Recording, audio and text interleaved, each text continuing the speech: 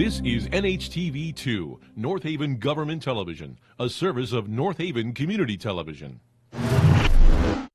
The following program is brought to you through the support of the town of North Haven.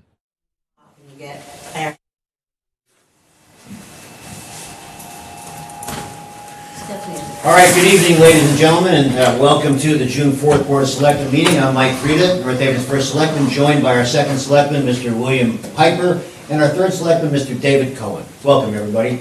I'd like to ask everyone to stand for our Pledge of Allegiance. I pledge allegiance to the flag of the United States of America, and to the republic for which it stands, one nation, under God, indivisible, with liberty and justice for all. Thank you very much. Item number 2, ladies and gentlemen, any public comment to tonight's agenda? Forgive that glare back there, Bill and David. I looked at the against the chest. All right. So item number 3, the approval of the Board of Selectmen meeting minutes from May 7th. Is there a motion?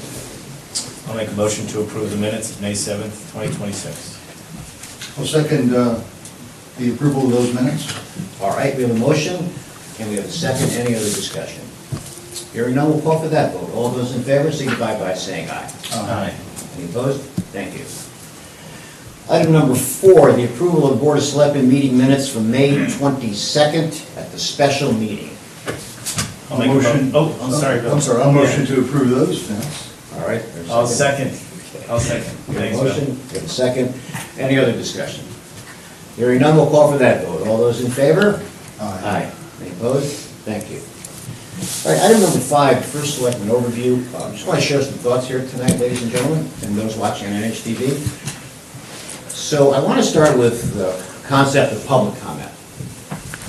And as I mentioned at the town meeting on Tuesday night, I have never seen this kind of divisiveness in town. And I think it's a bad look for the town, and it's a difficult situation for us to try to reconcile. And we're going to continue to ask for civility at these meetings. And one of the things that I'd like to mention is that I think that we're always going to have public comment that we're going to support. Just so everybody knows, we're one of the few governments that we allow public comment to items that are even off the agenda. Because years ago I said, you can stay here all night, you can ask me questions all night. Other governments don't do that. Strictly to agenda items. We've never done that here in the 9 terms I've been here. We're not going to change that. But with that comes a responsibility for all of us. And that responsibility is if people come up, you're welcome to come up. Please be respectful. Please ask questions if you don't have the answers, rather than create a narrative that doesn't exist. And when people come up to this microphone, I'm going to ask everybody, and I'll ask David and Bill to weigh in also, that we should not be mentioning anybody's name. We should not be talking about anybody, their names, their children, or whatever it may be. And ladies and gentlemen, I think that's a fair approach here. We've got a great concept here with perpetual public comment. But we can't make it personal to people. And what happens is it creates a perpetuation of divisiveness in North Haven. So I'm going to ask for a motion for our Board of Selectmen here tonight. And the motion would be, we continue to encourage public comment, but we restrict anybody who's bringing people's names up, bringing their children into a discussion. I think that is a fair approach. So I'm going to make that motion here, but I want to open it up for a second and then elaborate discussion. Is there a second on that motion? I'll second that motion. All right, let's discuss this. Dave, would you like to start, Dave? Sure. It's funny you raised this. I was thinking about the same thing. Go. Yeah, I think bringing up individual names and speaking about someone in a public town meeting, let me take a step back. Let me start by saying I think public comment both brings out the best and sometimes the worst in people, right? I think it can create wonderful opportunities to bridge gaps and to talk about things that are on folks' mind and to really elicit really interesting conversations, begin dialogue, and start to discuss really important things that are important to our town. And we want to hear from the public. I think as a general matter, it's really important for us to hear from folks. We want to know what's on your mind. And there's very few opportunities for us to do that in a public forum like this. So first and foremost, I think public comment is a wonderful way for us to really gather people's input on what's happening in this town. That said, I also think sometimes it can bring out the worst in us sometimes, that we use it as a platform to speak ill of others in our community. And that really troubles me, and I'm sure it troubles you, and I'm sure this is where this comes from, where this idea comes from. The one caveat I would have to this motion is I think it's important for folks to be able to speak about their elected officials. We are elected officials, and we are responsible for making choices on behalf of the folks who are in our community. So when we talk about not saying names, I think it's important that folks can say, hey, as an elected official, you said this at a meeting, and I want to understand what it was that you said. I think there's a distinction there. Yeah, I'm fine with that. And that's not negative. I mean, that's not a negative, that's not a personal attack at all. It's a request for an explanation maybe of what you said, or a better understanding of what you've done. Yeah. So, I think what we want to stay away from is, because I think as we've said, as all of us have said, including what was said at the town meetings and at this meeting, the Board of Finance meeting, Board of Education meeting, we're all in this together. So we're trying to come up with something that works for all of us. And it's not like anybody has, I don't believe anybody who is in the audience today, or was in the audience in any of these meetings, or any other elected officials, have an agenda to not do the best that they can or what's right for everybody else. And everybody here in the audience today wouldn't be here if they didn't really, want to do the best, to come up with ideas that maybe are the best that we can do to help other people, help other town members. So I think you want to stay away from anything that's personal and Right. accusatory, and I think we're very open here. We listen to what people say, but there's no reason to personally attack somebody for what they believe or said. And correspondingly, the people who do talk, and ourselves included, should stay away from anything that would be accusatory or personally offensive to other people. Yeah, I think that's spot on. And when I say elected officials, I think it has to be the people who are literally in front of you. I think about a court of law, right? You can't make an accusation against someone unless they're there to defend themselves. That's a basic principle of being in a court of law, and what's allowed to be entered into evidence and what's not. And so if we're up here and folks are asking us questions, and they're referencing us as individuals, as elected officials, I think that's fair game. But if somebody comes up to the mic, and that person that they're talking about is not in the meeting, is not represented themselves, is not able to defend what they said or answer that question, I think that's off limits. So the elected folks that should be getting those questions are the folks that are involved in that meeting. That's the distinction I think they make. And I think to further discuss that distinction, if someone said, well, a member of the Board of Selectmen said this, or a member of the Board of Finance said that, I think that's okay, as long as the names aren't being bandied about. And by the way, folks, I accept the responsibility for a lot of things here. And one of them is this. I've not done a good job at this. So I got to get better at this too. And I accept that responsibility.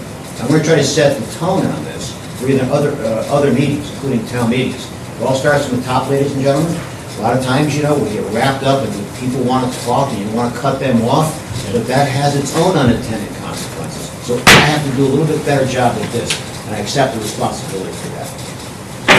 I may remind you every once in a while. Yes, please do. Yeah. Bill, you too. Okay, so- Yeah, I think that's a really important thing too, that we have to have a fair and balanced conversation here, and we have to engage with the public in a reasoned, rational way. But unsubstantiated accusations against people that are not there to defend themselves should be completely and totally off limits. And if we need to use the gavel, we'll encourage you to do so. Give me the nod then. Yeah. If I need to do a better job, please let me know. Now, we also know what we can't control is social media. So what I'm Yeah. talking about is these town meetings. the meetings that we're responsible for.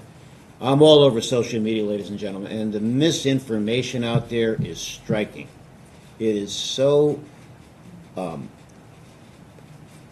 is, I don't want to say wrong, because they have a right to do that. The information itself is wrong. And what happens when information is wrong, that it becomes a narrative.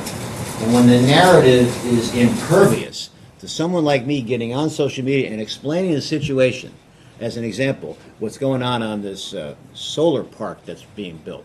When you give people the information and they're debating it with you, well, I'm the guy in the middle of all the action here. So you would think that some people would say, gee, thanks, Mike, thanks for letting me know. I didn't know that part of it. All this wild information out there. And it really makes the town look bad, ladies and gentlemen. It really does. So, all right, I think we're in agreement here then. Yeah. So can we restate the motion then?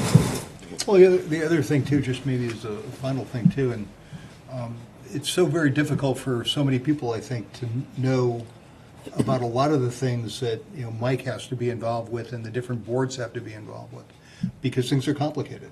You look at the budget books that anybody who came to the town meeting had access to, and they have access to it online.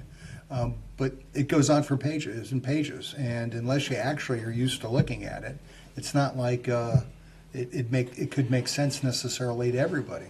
So I think a lot of what you have to deal with is people not understanding maybe some of the complexities, not only in terms of what we have to do in the town, but by what we have to do because of regulation or unfunded mandates from the state. And the state has a lot of different priorities which I think maybe didn't come up as well as it should at the last town meeting we had, that don't include North Haven. They have a lot of other things that are a lot of other towns and cities and municipalities that are much worse off than we are. And that's where sometimes their focus is from an aid and a monetary standpoint, and that's why only 5% of our budget comes from the town or from the state, and it's never been much different than that. Okay, so how about if we memorialize this in a motion? Yes, sir. Okay, David, would you like to make the motion? Sure. Did we second the motion earlier? Or Yes. Would you want to restate? We'll restate it. Okay, Yes. so if I get this wrong, let me know. But I think it's to restate the motion that when we have public comment, we refrain from mentioning any individual's name unless, and the sole unless is, unless that individual is an elected official and they are in the meeting, and it's either a Board of Selectmen meeting, you can reference the three of us, Board of Ed, Board of Finance, whatever it is, they have to have the opportunity to respond to your questions, to your request for information, whatever it is. So if it's outside of those borders, I think our motion here is that you have to refrain from mentioning anyone's name. Did I get that right? Is that accurate? Yes. Okay. All right, so we have a motion through a second. I'll second. All right. Any other discussion? All those in favor? Aye. Thank you. All right, next subject before we move on. So I want to give everyone an update because, as I mentioned, there's a lot of misinformation out there. There's some confusion. We had the town meeting, and now we move to another referendum on June 9th. I'll be making another robocall announcement on Monday. I wanted to let everyone know that there's been some questions about, what happens if it fails. So we're already mapping out the dates. If it fails, we have to determine whether or not we could get another referendum in by June 30th, which we don't think we can do. And what that would mean is that if it's in early July, then there's no money coming in, and we have to keep the government going. So we have to figure out, what the options would be. Well, I've stated in the beginning that the option would normally be a tax anticipation note strategy that other municipalities have used. Upon further review by me, that the borrowing costs, the legal costs could be very significant, and it might not be the best approach. So I came up with another option, and that is looking at a certain state statute, analyzing what other referendum form of governments have done, and that option could include establishing an arbitrary mill rate just to have money coming in, and then sending a supplemental tax bill out later in the year. And that, for those towns and cities that have done that, that is not necessarily a good thing because the residents don't like that. So we're currently analyzing both options. The first one is cost prohibitive. The second one can create some confusion with sending out supplementary tax bills later in the year after an arbitrary mill rate has been determined. Neither one is a good option. But as I said at the town meeting the other night, I'm prepared for anything, folks. Nothing's going to throw us a curveball here. We're going to get what we need to get done here. David? Can I, let me ask a hypothetical, make sure I understand. So on the second one, the latter idea. So Yeah. the former is just simply we borrow money. Yes. And there's cost of financing. And whatever that cost is, that would of course that would burden our budget even further. I think we've Yeah. discussed that. The second idea would be I guess we could call it a placeholder mill rate. And so, for example, tell me if I get this right, we would use the current mill rate. We would send out notices for taxes for the first, because it comes in twice, right? It's twice a year. So we send out notices at the current mill rate. We have our budget vote. If it ultimately passes at a different mill rate, we send out a second notice to have a catch-up Right. payment. Could be a catch up or a catch down, so it could go either way. Could be a catch up or catch down. Right. That's true. Yep. That's very true. So a catch up or a catch down, but some kind of clawback or additional money that we need, and then we would have a second bill when the second bill would normally come. Right.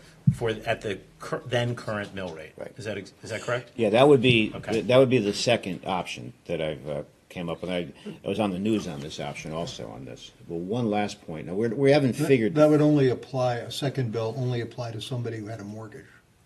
Yeah. So the mortgage company would use, if we use Yeah. the same rate that we have right now, they would continue to use that rate in terms of what the monthly mortgage payments are Right. because of the escrow Yeah. arrangement.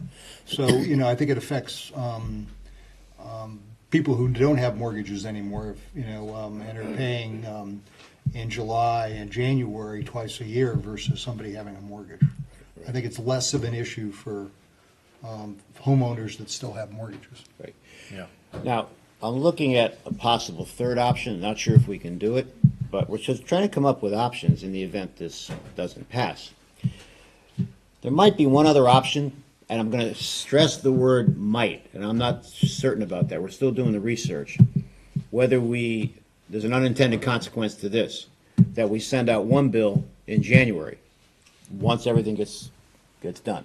But then we don't have money coming in. We got to borrow. We're going to have to float money to do that. So that's not really Sounds like an expensive option. expensive option. Yeah. So anyway, what we're doing here is, this isn't up for a debate, folks. I'm giving you the options. And the first option and the second option are the options we're looking at, okay? We have to make a decision on this. Hopefully this budget will pass. So, and that's kind of where we're at right now on this. A couple of questions on if we borrow. We borrow for presumably the month of July. We borrow month to month, is that correct? Yes. And we pay the financing rate for that month. Right. And then if we pass a budget in July, the borrowing would cease. Yes. We clear the month. Clear the month, right? And then we'd start fresh We'd start August fresh. 1st. Right. Okay. That's why I thought that first option would be the best, but then the costs are prohibitive in terms of the borrowing costs and the legal fees. So neither option's the best option, but we're trying to figure out options. Because the one option that doesn't exist is to close the government down. That's not going to happen. You've got to have money coming in on July 1st. And if a budget doesn't pass, those are the only mechanisms that we see that we could keep the government going. And for those And again, I think if you have a mortgage, they're not going to change your payment amount. They're going to go ahead and keep what you're already doing till they know what the new rate is. Right. So, and then they'll accumulate that and make up the difference in terms of the escrow. See, so again, Yes. it has a much different ramification Yes. if you're paying the property taxes through the mortgage. And one last point on this, ladies and gentlemen, there's not enough money in the fund balance to float the month. I was just going to ask you, So- using the fund balance, we might get that question. Right. And I think there's about 11 and change in there, and that's not enough for the month. Well, I don't think it's enough because on July 1st, we're still obligated contractually to issue the raises that are where the contracts Yeah. are, right? So I don't think there's enough. At the very least, it would wipe out the fund balance, even if it was able to offset what those expenses are that month. And that's not necessarily a good thing to do, ladies and gentlemen. Yeah, you So, run a risk for the month of having Right. a massive issue come up That's right. that we couldn't finance. Because We in the couldn't event there's an fund. emergency, Yeah. and we hope there's not, there's only $300,000 in the contingency fund. So that's really not the best option. Yeah, those are not awesome options, any of them. Right. So, but that's where we are, folks, and we're gonna see what happens. To summarize, another robocall will go out on Monday.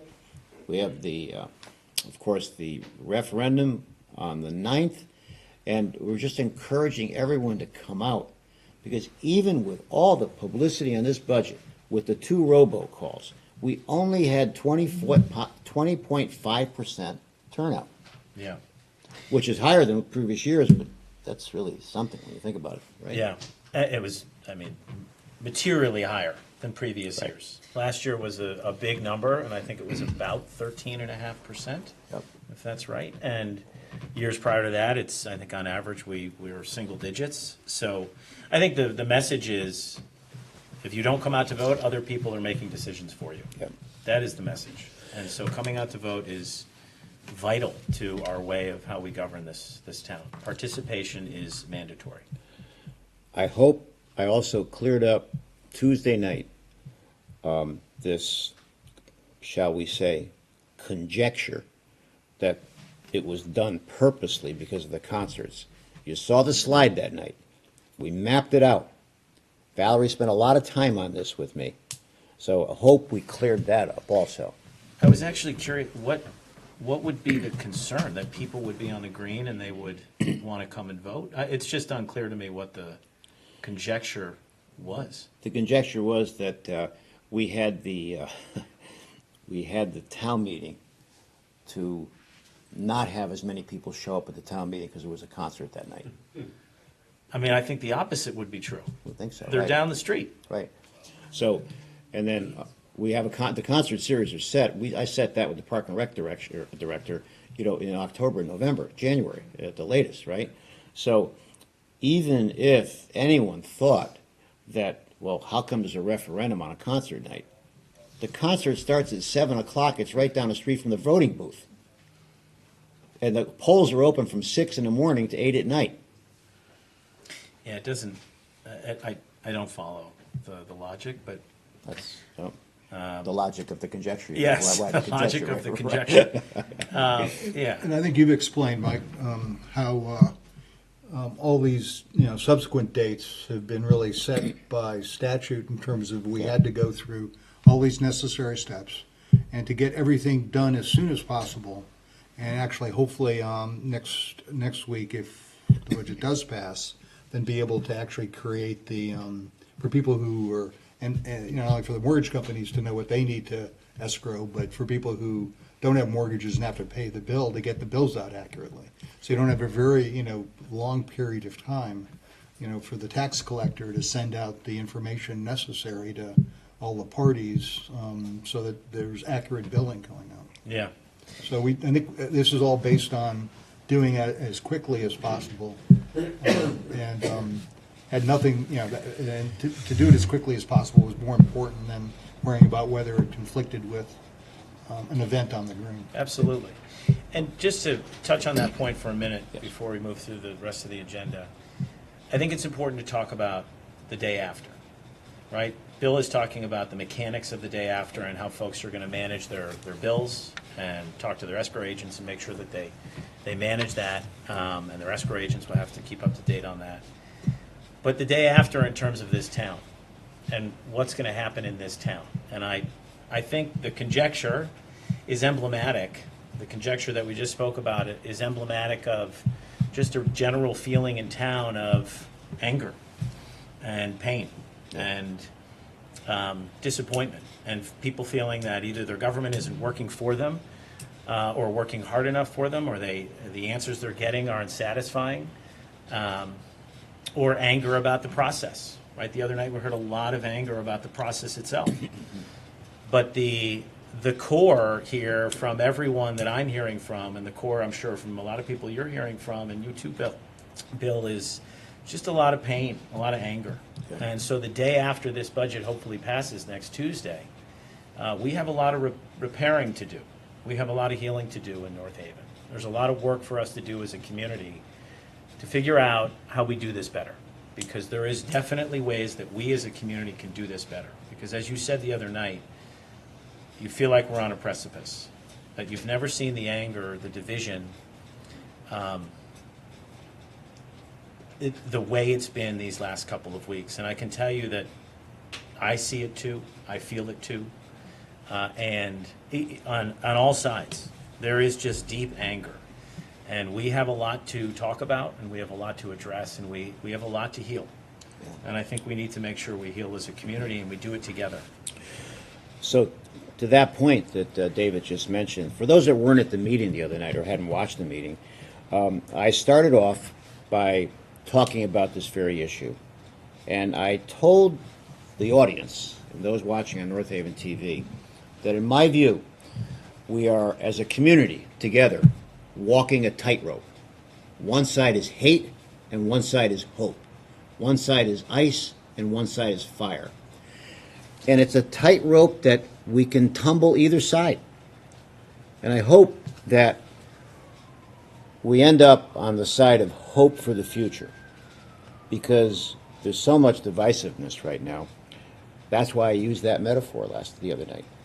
So, and lastly, I know I said this a couple of times, that we have to also continue to remind everybody that this is a form of government. It's not a council form of government. There's not 9 or 11 or 13 people making the decision on budgets. The people that make the decision are not Mike Frieda, Bill Piper, David Cohen. The Board of Finance makes the recommendations. It's the people that make the decision. So those who like this form of government, we keep encouraging people to come out and vote. Because to your point, David, Bill touched on it too, if you don't vote, then there's not much that we can do to address your concerns other than to go through the process we've gone through for 6 months already, ladies and gentlemen. 6 months we started this process. And that's kind of where I'm at right now. And I think, from not only from this forum, but from the board, the town meetings we've had, from the Board of Finance, the Board of Education meetings, I think everybody has done the best to try to explain the process that exists, because it is complicated. There are a lot of moving parts. There's, a lot of services that are being provided to everybody in the town. And again, I think all the parties involved want to hopefully provide those services as well as they can at a price that hopefully is affordable. And there are things beyond our control, just like personally, we all know, our medical costs have gone up, our energy costs have gone up, our insurance is, our personal insurance has gone up. And that all then relate, and if you want to have people to actually perform the services, I can only say good things about our unions, and that I think they've all negotiated reasonable, fair contracts with 2.5% increases, which I think you mentioned at the meeting, which is less than the inflation rate. I think they're not getting rich, and asking for something well beyond what we're seeing from an inflationary standpoint. And we're trying to be, I think, in terms of what we pay the town employees, be competitive, because you don't want them leaving to go to another town or city where they can get paid more. Because there's a lot of good reasons for why people like to be in fire, police, public works here in North Haven.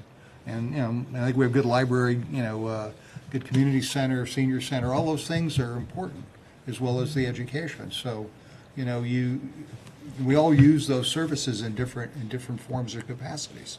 So it's trying to hopefully make the most out of what we have with what we have available, and try to not burden people more than's necessary, but it's increasingly difficult. So it's not for lack of trying. I think we're good, right? Yes. Okay. Thanks, ladies and gentlemen. Thank you, Bill. Thank you, David. And we'll move on to the next item agenda, and that is item number 6. So Sally Boemi's here this evening, and she had called me to present an idea, which I thought was a good idea, so she's here tonight to talk about this idea. Yes, good evening, Sally Boemi. I'm here tonight in my capacity as a member of the North Haven Historical Society and its companion organization, which I know you're familiar with, Mike, the North Haven Mayflower Society. And I have my colleague, Jane Iannone from the Historical Society with me, who is working with me on this project. And yes, I did call you. First, I want to thank you for putting me on the agenda.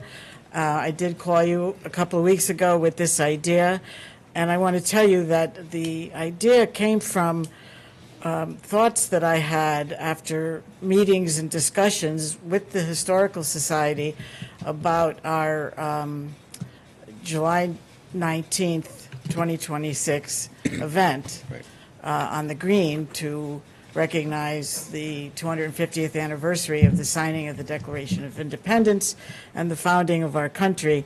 And so this big event will be on the Green on July 19th, a Sunday, at 2 o'clock. And we've been meeting and emailing and discussing and planning it. It's sponsored by the Historical Society and the Mayflower Society in conjunction with the town of North Haven and the North Haven Congregational Church and the Episcopal Church.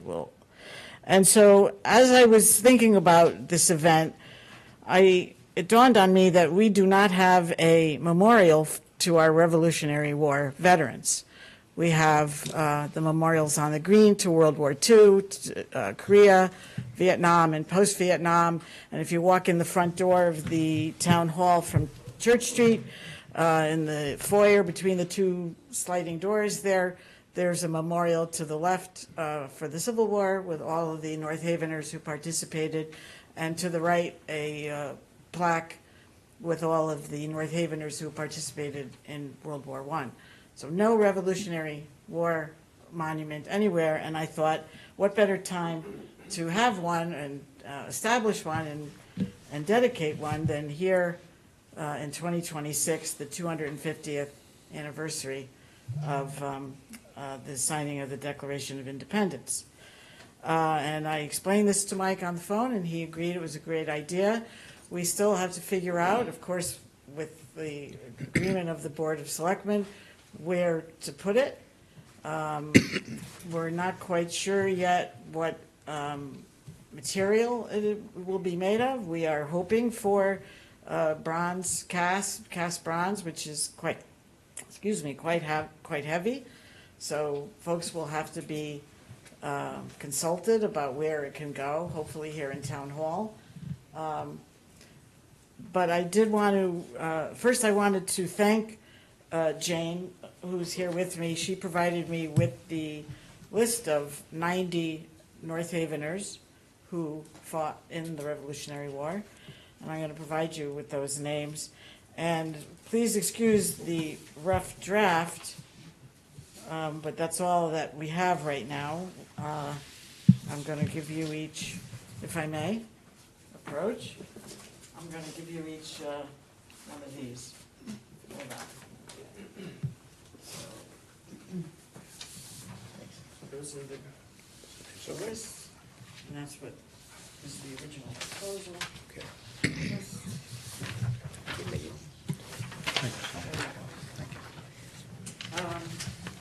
So we envision the plaque to be approximately 2.5 feet by 3 feet, and at the top we'll probably have the 13-starred flag and maybe an eagle in the upper corners, and it will say something like, with the approval of this board, in commemoration of the 250th anniversary of the founding of the United States of America, the people of North Haven dedicate this memorial to our brave citizens who fought in the American Revolution, 1775 to 1783.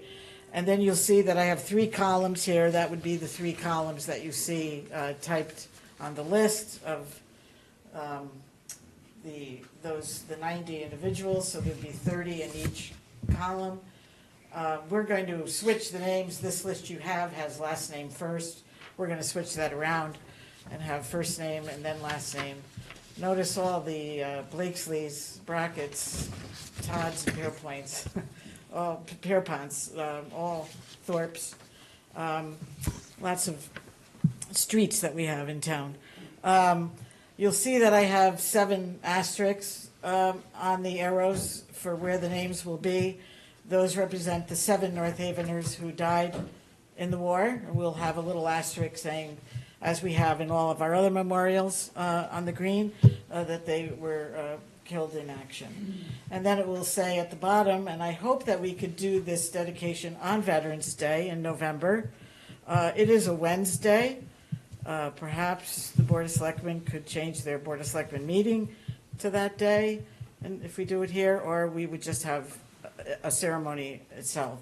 But right now I have it as dedicated on Veterans Day, this 11th day of November 2026.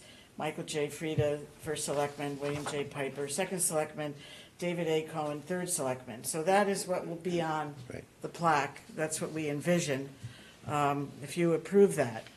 Now, I've already gotten some quotes for the cost. I will be doing the fundraising for this, depending upon the place that I'm using for ordering the plaque. Will be giving us several different options and several different price ranges. Again, our preference is the bronze, because that's what all the others are. Doesn't mean we have to have bronze, but of course that's the most expensive, about $7,400. There's other possibilities of an aluminum cast with black letters of $4,100. Those are rough estimates.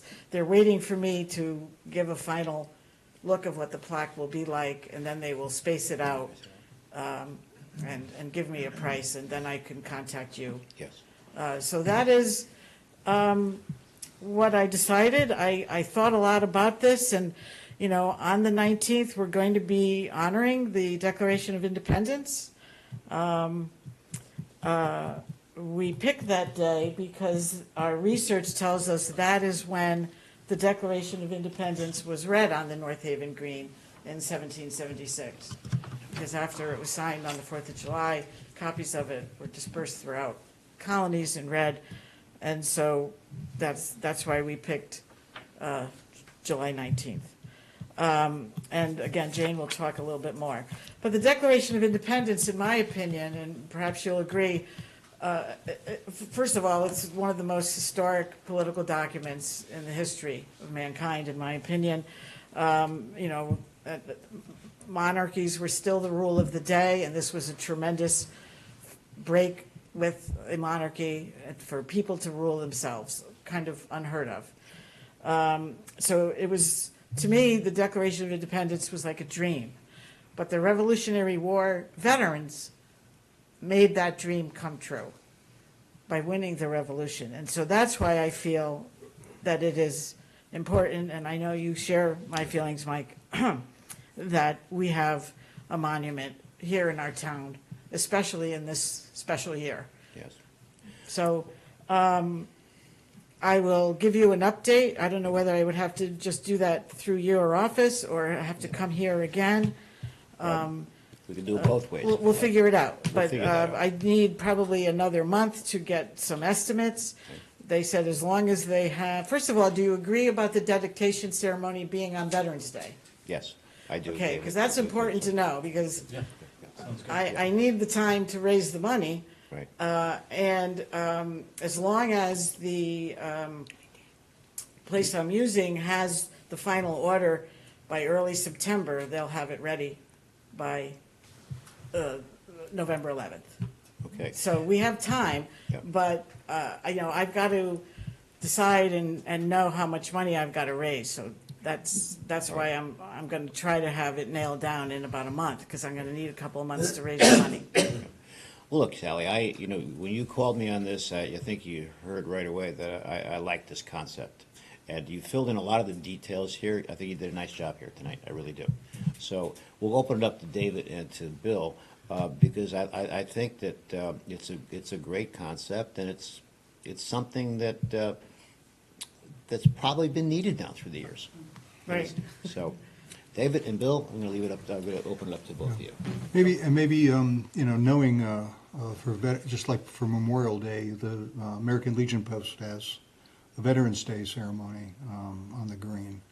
Maybe you could, if it's not inconvenient for you, I think our next American Legion meeting is June 18th. If it would be okay with you, maybe on a Thursday. It's always on a Thursday. Maybe you could come and mention that to the local Legion Post as well. Sure, I'd be happy to. Yeah, 'cause I mean, I I love think- going there. They're Oh, I know you do. my friends. I think they would be glad to hear all the work that you've done. What Yeah. was the, from an historical standpoint, as we've added names to the green, there is a process in terms of discharge papers and DD 214s and things like that to verify somebody's service and the fact that they entered service from North Haven. Because we're not putting, we've not put people who may now live in North Haven but didn't enter service from North Haven if they lived in another town. What's our document for, or documents for knowing these people were actually residents of North Haven? Well, it's interesting you'd bring that up, because actually North Haven did not exist I know. until 1786. Matter of After fact, the you war. have a sign outside the door there that says we were incorporated in 1780. That's wrong. Jane and I wanted to take a pen out and turn Fix that it. 0 into a 6. It's 1786. So during the Revolution, the area, the land that is North Haven was part of New Haven. Part of New Haven. But our historical society, with tremendous effort, and I'm sure Jane could provide an update, we are confident that the 90 names on this list are people who lived on the land that is North Haven. Okay. So do you want to follow up and answer that? Sure. Jane Yes, is of course. more of the It's all expert. Good evening. This is a book that we have available at the North Haven Historical Society. It's called North Haven in the Revolution, and it was written in 1976 by Tom Pearsall, who did a lot of research on the Revolution and its effect in North Haven. And he is the one who compiled the list of the men who served from, we were called at that time the Northeast Village. So the men who served in the Revolution were from the Northeast Village. And so it's a pretty in-depth book. It talks about all of the different regiments from Connecticut that our men served in and where they served, what battles they fought in. And so we're pretty confident that the list of names that we have is accurate. Good job, Jane. Good to see you here tonight. We're going to turn it over to David. David? Oh, yeah, Jane, it's very nice to meet you, and Oh, thank you. yeah, Nice to really, meet really, really cool. I'd love to take a look at that book. Sally, it's a great Oh, idea. sure. I can leave this with you. Sure, absolutely. I'd love to look at that. Sally, thank you very much for bringing this up. I think it's a great idea. I'm just thinking about the image of somebody reading the Declaration of Independence on our green, and people coming around and saying, yeah, that sounds like a great idea. Let's fight the monarchy and become our own nation. It's an extraordinary moment of courage. It's pretty remarkable, and we should absolutely be celebrating it. And I look forward to July 19th and to November 11th. Thank you. Yeah, Jane has the flyers for the This is hot three off- of you. hot We're off the hoping- press. Come- Hot off the press. He'll Have one pass for them. each of you. It's Thank an you. invitation Okay. Oh, wow. Look at that. Thanks. to the event. That's great. Thank you. good. Well, yeah, we are hoping that Mike Frieda will be reading the Declaration of Yes, I'm Independence. scheduled to do so. You're Thank gonna you. read it? I'm gonna read it, yes. Every word. I was gonna ask, that's awesome. Oh, that's a great idea. It's not going to read the Constitution. Just the Not your Declaration. Spider-Man Well, the Constitution costume. wasn't a thing yet at that point. We didn't have that. We just had the Declaration. So you're just reading the Declaration. That's great. Yeah. That's a great idea. We have some surprises planned. Yes. We're going to try to make it as authentic as possible. Of course, we're going to sing the national anthem, which didn't exist in 1776, but, we are going to have some people in costume, and we'll see how it goes. So I hope everyone will attend on July 19th at 2 o'clock. The bells will be ringing. Yes. Wow, that's great. We believe that Benjamin Trumbull of the Congregational Church actually did the reading. Wow. Do you know the play 1776? Do you know this play, this famous Yes. play? Yes. The musical? I was in this play. I was John Livingston in 1770. Okay. You know, sit down, John, sit down, John, sit down, you're rocking the boat.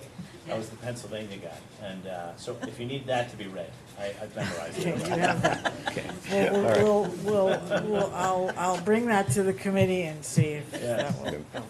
Did you have any other comment about the say that 19th?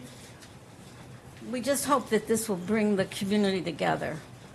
So it's a community event, not political in any way. And we are not having vendors on the green because they wouldn't have had vendors at that time. But Landcraft is participating, and the churches are ringing bells. And we have some high school students who are going to be performing some music for us, singing the national anthem. And we're going to recognize the 7 people who, in a special way, who passed away. And we're marking Jacob Thorpe's grave. He is the only one who died in battle and is buried in our cemetery because he died at the Battle of New Haven. So his body was brought back to North Haven.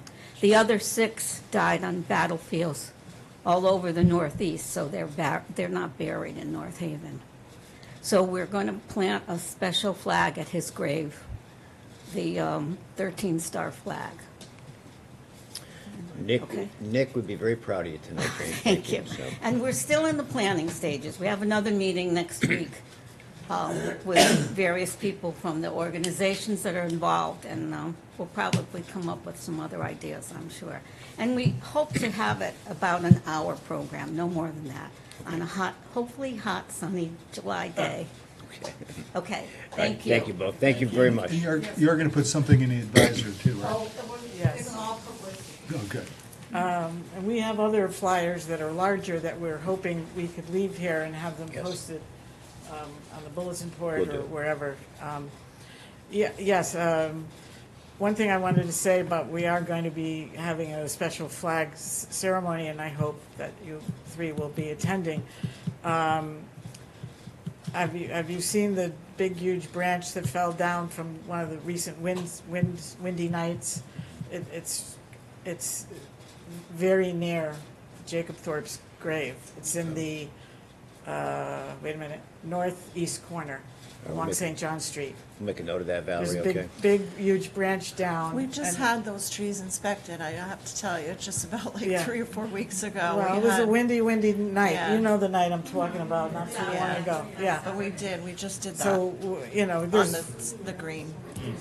you have 5 or 6 weeks to, Okay. because that will be in the way. I don't think it fell right on the grave, but if we're gonna have people standing about, Yeah. it will be in the way. Okay, Yeah. thank you. We'll take, yeah, no. we'll I take just care of wanted to say one thing about Jacob Thorpe. She mentioned him. He's buried in our cemetery. He died on July 5th, 1779, when the British invaded New Haven. They invaded at West Haven and at the other side of the harbor at Lighthouse Point, and Jacob was killed at Lighthouse Point. he was a member of Colonel Worcester's regiment. And Worcester is just not a place, it's not a street where you buy pizza. I mean, we all know Worcester as where to go for pizza, but Colonel Worcester was quite the guy and was defending Lighthouse unsuccessfully that day, and Jacob Thorpe died on that day. So we'll be honoring him, but let's focus more on this plaque. I'll get you the information. I will need some sort of letter from you when I go up and down Washington Avenue trying to get money. And I assume it'll be paid to the treasurer, town of North Haven. Town of North Haven, comma treasurer, yes. Comma treasurer. But I'm going to need a letter so I could show the people the letter with my ID, that who are we giving this check to? You know, We'll so, handle that, yeah, okay? okay. Thank you very much Thank for you, your Sally. time, Thank and you, I'm Sally. glad Sally, you just all one more like the quick- idea. Sally, one more quick question. Yes. Of the people on the list, how many, even though they did not die in battle other than Jacob Thorpe? No, there were 7 who died in No, no, battle. no. There's only one. He's the only one buried in our cemetery. Yes. Of the other people on the list, does the Historical Society know who of those people are buried in our cemetery? Because we may want to honor them as well. You know, so they served, and of the 90 or so, is there like 20 or 30 of these veterans of the Revolutionary That- War also in yeah. our cemetery? That would be hard. Some of those graves are awfully hard to read now. But we have a list, though, I think. Right? Yeah, okay, So it would be good to cross-check the list right. against this list of who's buried there, and, you know, we may at the same time want to, you know, not only honor him, even, you know, dying in combat, but the fact that they actually served in our cemetery as well. Right, I understand. Well, we'll have to discuss that.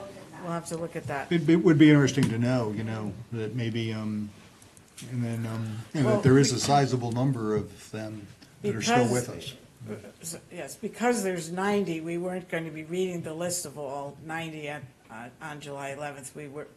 July 19th, July 19th. We were going to be focusing on just honoring the 7 who died Oh, in yeah. battle, and then Mr.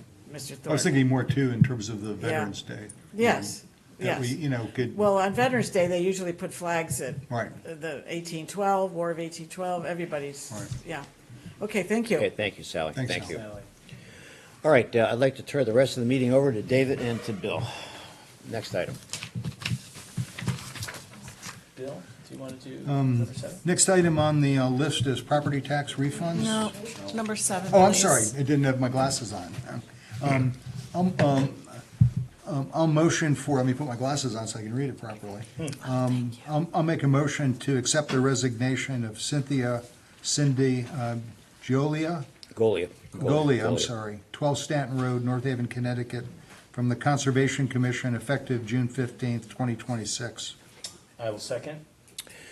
All right, so we have a motion and a second. I'd like to just speak on behalf of Cindy. We've worked together here, our office and Cindy, for many, many years.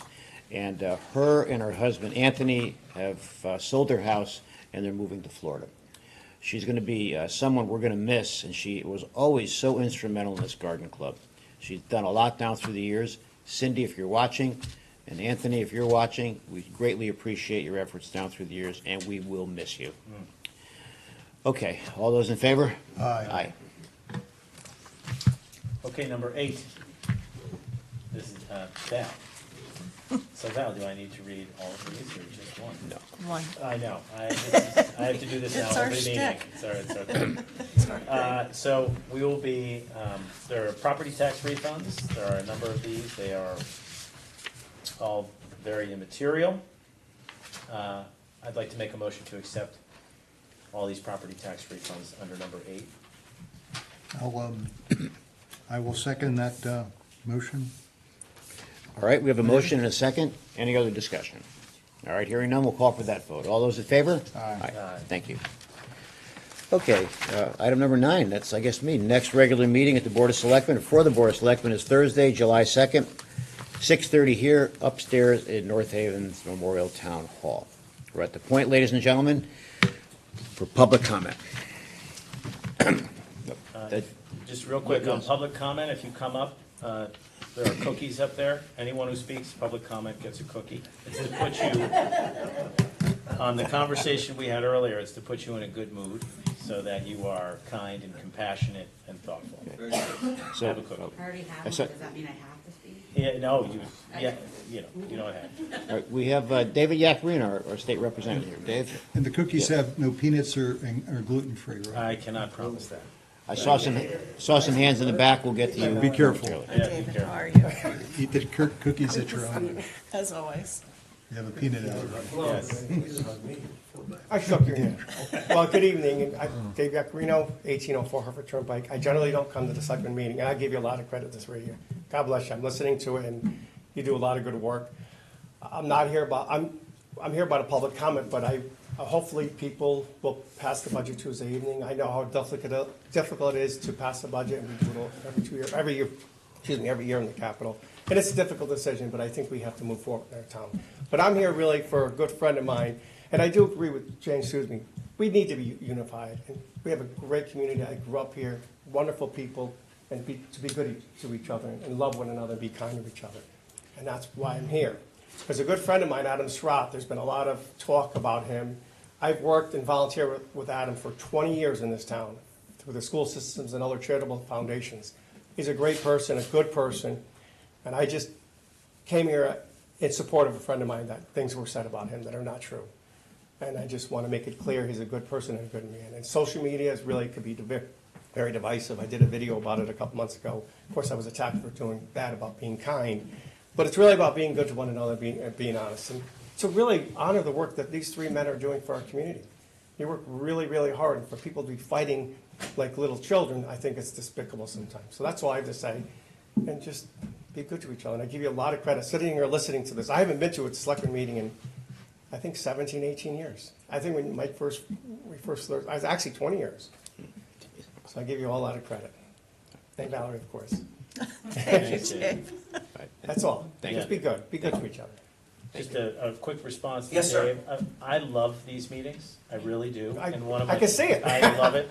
And one of my favorite parts, you know the rules. I can't talk to these guys unless we're Yeah, it's a here. little, I think that's a little, it's hard. I get it though. Them's the rules. I know. So I can't talk to these guys unless we're together. Right. And so what that means is that everyone here and watching gets to see our kind of ongoing conversation that we get to have once a month with each other. And it's one of my favorite parts about being up here is we get to actually just talk to each other. And people get to listen in on our conversations. It's important. And I love it. It's important to have good government because you listen to each other and you have good ideas. And we, Yeah. we do, in Hartford, some of my best friends are Democrats and we listen to each other and converse. We could meet outside of the chamber.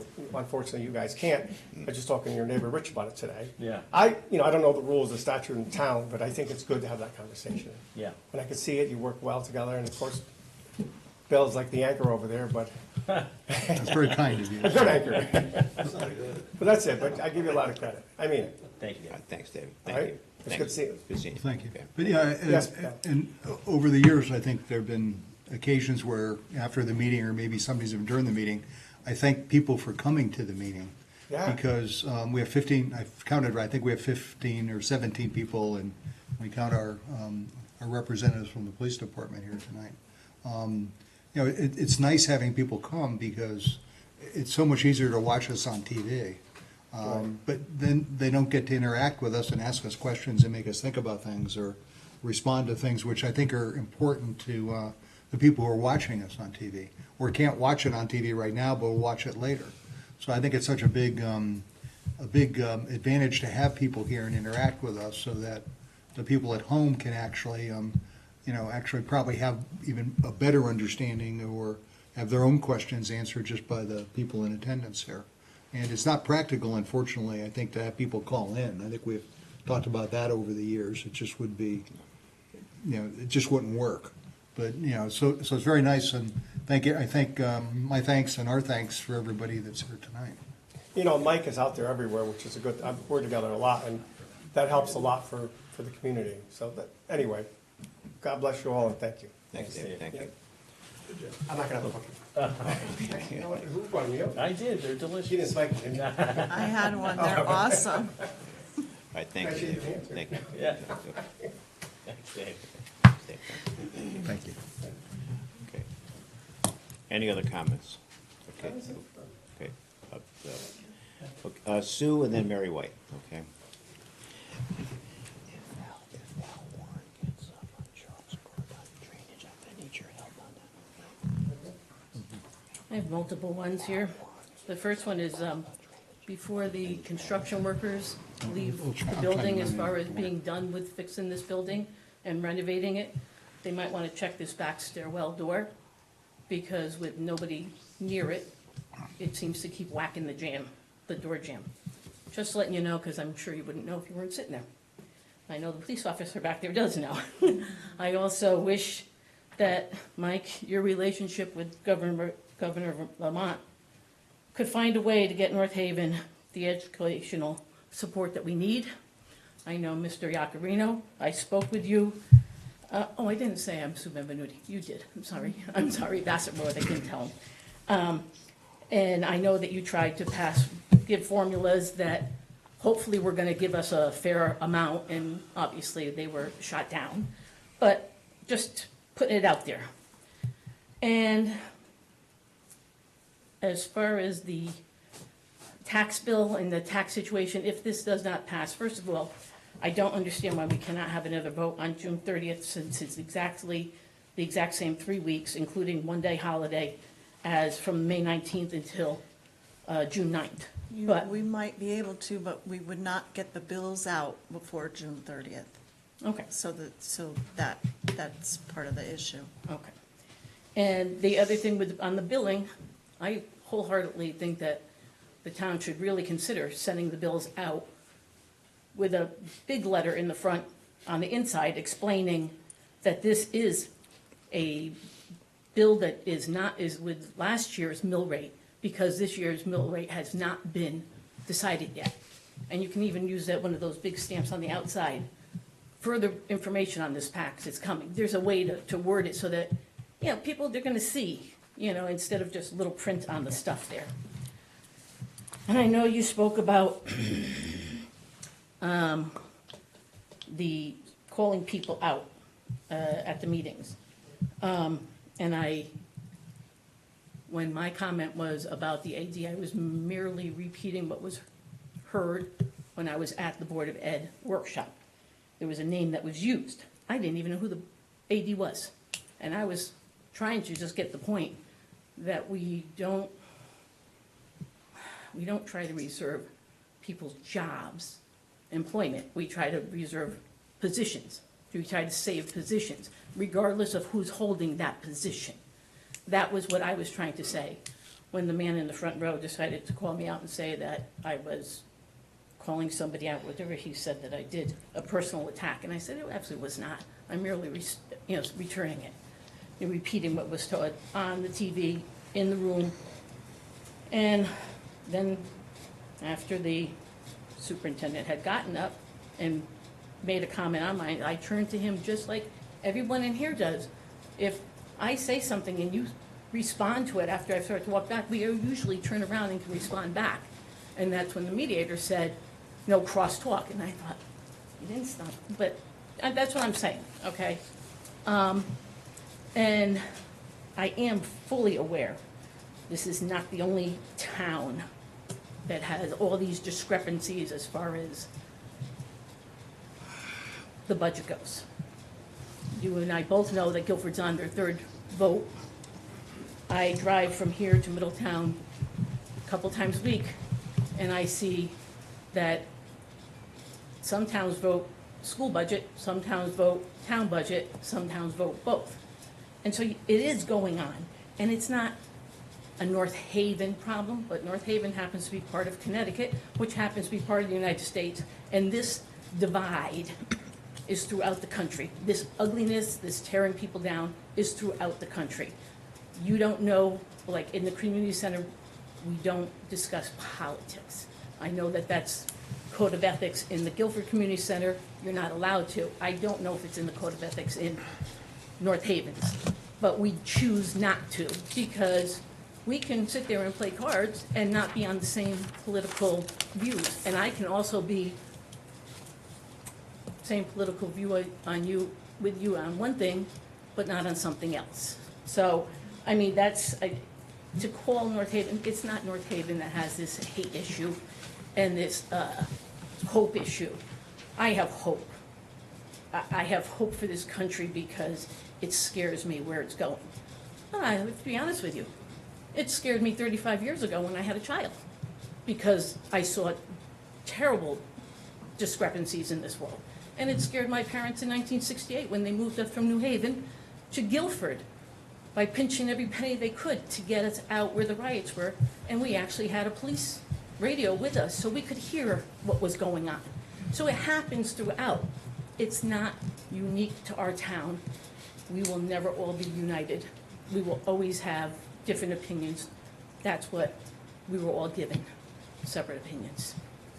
So I think I said everything without trying to call anybody out or, but I do know that that's something that people have said, why don't we vote on these separately, or why doesn't our vote say not just yes and no, yes to this one, no to this one? I don't know those things.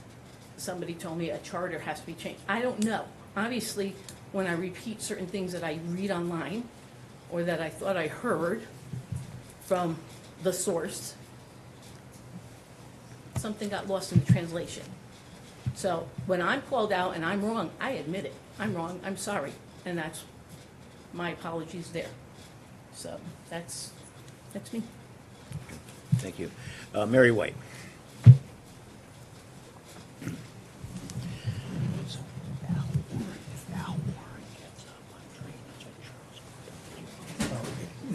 This is my bad ear. Mary White, Summer Lane. I have 3 topics. It's mostly informational things. So the first did I say Summer Lane? Mary White, Summer Lane. Okay. So Public Act 25-1, excuse me, that's an act concerning housing growth, and it was passed November 2025, special session, House Bill 8002. So this bill was supposed to be about adding more affordable housing, and unfortunately, it sort of doesn't. Like, developers face fewer hurdles, and they can actually opt out of the affordable housing. So the town attorney has been attending informational sessions, and the Planning and Zoning Commission will be having public hearings or meetings where the town attorney will explain House Bill 8002. They will discuss what parts will be implemented. And let's see. So some of what's in the bill is mandatory and some of it is optional. So it's a bit confusing. So I just went through some things. So local municipalities, this part's mandatory. Local municipalities relative to municipal affordable housing goals can have their goals included as part of the regional affordable housing goals, utilizing Connecticut's Council of Government COG structure to develop a regional housing growth plan. So it's regional HGPs, or they can create their own municipal HGP, subject to the detailed requirements in the bill. So let's see. So some of the housing growth policies which could be included in the HGP, zoning regulation amendments, fee waivers, tax fixing agreements, tax abatements, expedited housing development, approval processes, municipal or regional actions seeking funding for the development of affordable housing units or sewer infrastructure, donating municipal land for development, or entering into agreements with developers for developments that include affordable housing units. Okay, let's see. So most of the COGs are required to submit their draft regional HGP to the Connecticut Office of Policy and Management, OPM, by June 1st, 2028. So what does that mean? So that means unelected bureaucrats in Hartford who are partisans, who could be partisans, will be making decisions. They will approve what they want and they will deny what they want for whatever reason. Okay, so developers, they do not have to include the affordable housing component, which is what we thought the main purpose of the bill was. So the bill removes off-street parking requirements for multifamily housing with fewer than 16 units. Further, there is the transit community middle housing, which includes duplexes, triplexes, quadplexes, cottage clusters, and townhouses consisting of between 2 and 9 units. Under the bill, there is no public hearing, just a summary review. There is an as-of-right claim for property owners of commercial or mixed-use lots.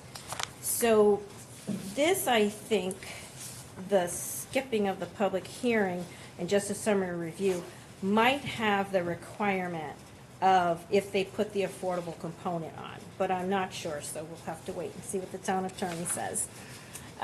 So municipalities can opt in to allow transit community middle housing by summary review on any residentially zoned lot, and municipalities will be awarded points toward a moratorium under 8-30G based on the number of transit community middle housing units developed. Okay, so we have to watch out for when those meetings will be on the HB 8002. Is it possible when they do schedule the meetings, could the notice, when you go on the town's website, could that notice be like, boom, like right there, so people will know about it? Because a lot of people don't follow zoning. I mean, I do, but a lot of people don't. And I'm understanding that it's going to be like a separate zoning meeting, not like part of the regular meeting. We'll make a note to Alex, okay? So. Okay, all right, thank you. All right, so the next topic, so on the Monday, June 1st, planning and zoning agenda under correspondence, there was mention of a letter that the town land use received, so I wanted to see what that was all about. So that was a notice of the Connecticut Siting Council will conduct a public hearing via Zoom conferencing on Thursday, July 16, 2026, beginning with an evidentiary session at 2 p.m., continuing with a public comment session at 6:30. So what's that about? So it's an application from Homeland Towers LLC and Selco Partnership doing business as Verizon Wireless for a certificate of environmental compatibility and public need for the construction, maintenance, and operation of a telecommunications facility, also known as a 125-foot cell tower, and associated equipment located at 402 Clintonville, North Haven. Purpose of the meeting is for the applicant to provide evidence the public need for the facility outweighs any adverse environmental effects from the construction, operation, and maintenance of the facility. Okay, so the notice was given to the town May 4th, 2026. It can be viewed at land use. You could call and ask it to be emailed to you. So there's very specific guidelines for the public to speak, such as the comments can be no more than 3 minutes long, and they must be submitted in advance, and you have to be mindful of deadlines. No public comment is permitted during the evidentiary portion. The letter contains Zoom links and passwords, as well as specific instructions for watching, listening, and speaking. So if you live near 402 Clintonville, Tuscan Village, Fieldstone Court, you may want to get the details about the 120-foot monopole and the cell tower communications facility being proposed. Some information you may want to find out would be, did they obtain the 40-year lease from the property owner? How many antennas in groups of 3 do they expect on the pole? So in case some people don't know, 1 antenna transmits signals to mobile units, and 2 antennas are used to receive signals. Let's see, how many spots on the pole for other carriers to rent? How many radio channels or transmitters will there be? Will there be a camera for emergency services? Will there be a municipal antenna? What will the decibels be for each generator? Let's see, what will the decibels be during the day, during the night? So our sound ordinance, chapter 146-4, for zone A is 55 decibels during the day and 45 decibels at night. So how does what they're proposing compare to that? What is the closest residential property in feet? Will they include a monopine in their application since there is residential nearby? So monopines cost approximately $100,000, and I did a research of Verizon's net worth. So as of June 3rd, 2026, they're valued at $192.45 billion. So I think they could swing the $100,000 for the monopine. So that's the greenery around it. So let's see. Okay, yeah. So the majority of the cell towers in urban and suburban areas operate at an effective radiated power ERP at 100 watts per channel. How does this compare with what is being proposed? How does the FCC's radio frequency exposure guidelines of cellular and personal communication service, it's PCS, of maximum permissible exposure level to the general public of approximately 580 microwatts per square centimeters compare with this proposed PCS cell tower? And in the event the cell tower or facility catches fire due to a lightning strike or by other means, what are the plans for fire suppression? The fire chief has stated ponds cannot be used because bacteria gets in the hoses and trucks. And lastly, I just want to remind everybody to go out on Tuesday, June 9th, at the rec center and vote on the budget. Thank you. Thank you. Okay. Oh, we got, let's see, Adam Surratt, we've been there. Come back to you, Sally, okay?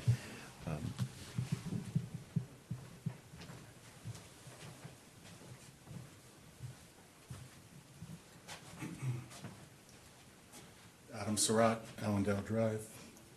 For 20 years, I volunteered. I've given thousands of hours to this town. I've raised tens of thousands of dollars. 2 days ago, I was attacked by a member of the Board of Ed. I know we can't say names yet, with a lie. I've never been on social media once. And I said, she said that I attacked her family and her children on social media. I'm disappointed she's not here to apologize, but I'm disgusted by it. Thank you. All right, Sally Buemi.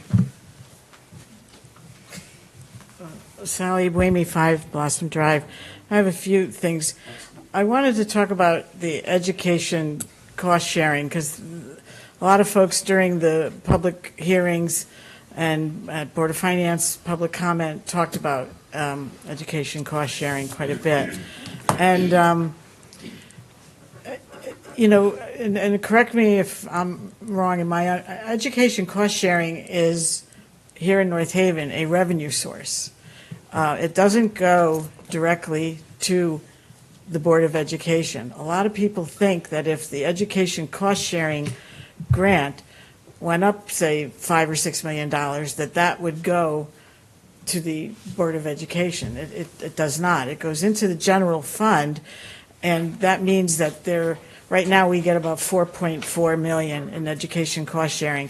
That means that that's $4.4 million less that the taxpayers have to be relied on to support the expenditure budget. Is that your understanding? Yes. Yes. So, and a lot of times the education cost sharing gets confused with the excess cost grant. I've seen in the past Board of Finance members confusing the two. The excess cost grant does come from the state directly to the Board of Education. It's been about $1 million for quite a few years now, and that reimburses directly to the Board of Ed for expenses related to special ed. So that is a state grant that goes directly to the Board of Ed, in addition to the money that they get authorized by the referendum. The education cost sharing does not. And there's a lot of criticism of our state representative, Mr. Yacarino, our state senator, Paul Ciccarello, that they're not getting more for us.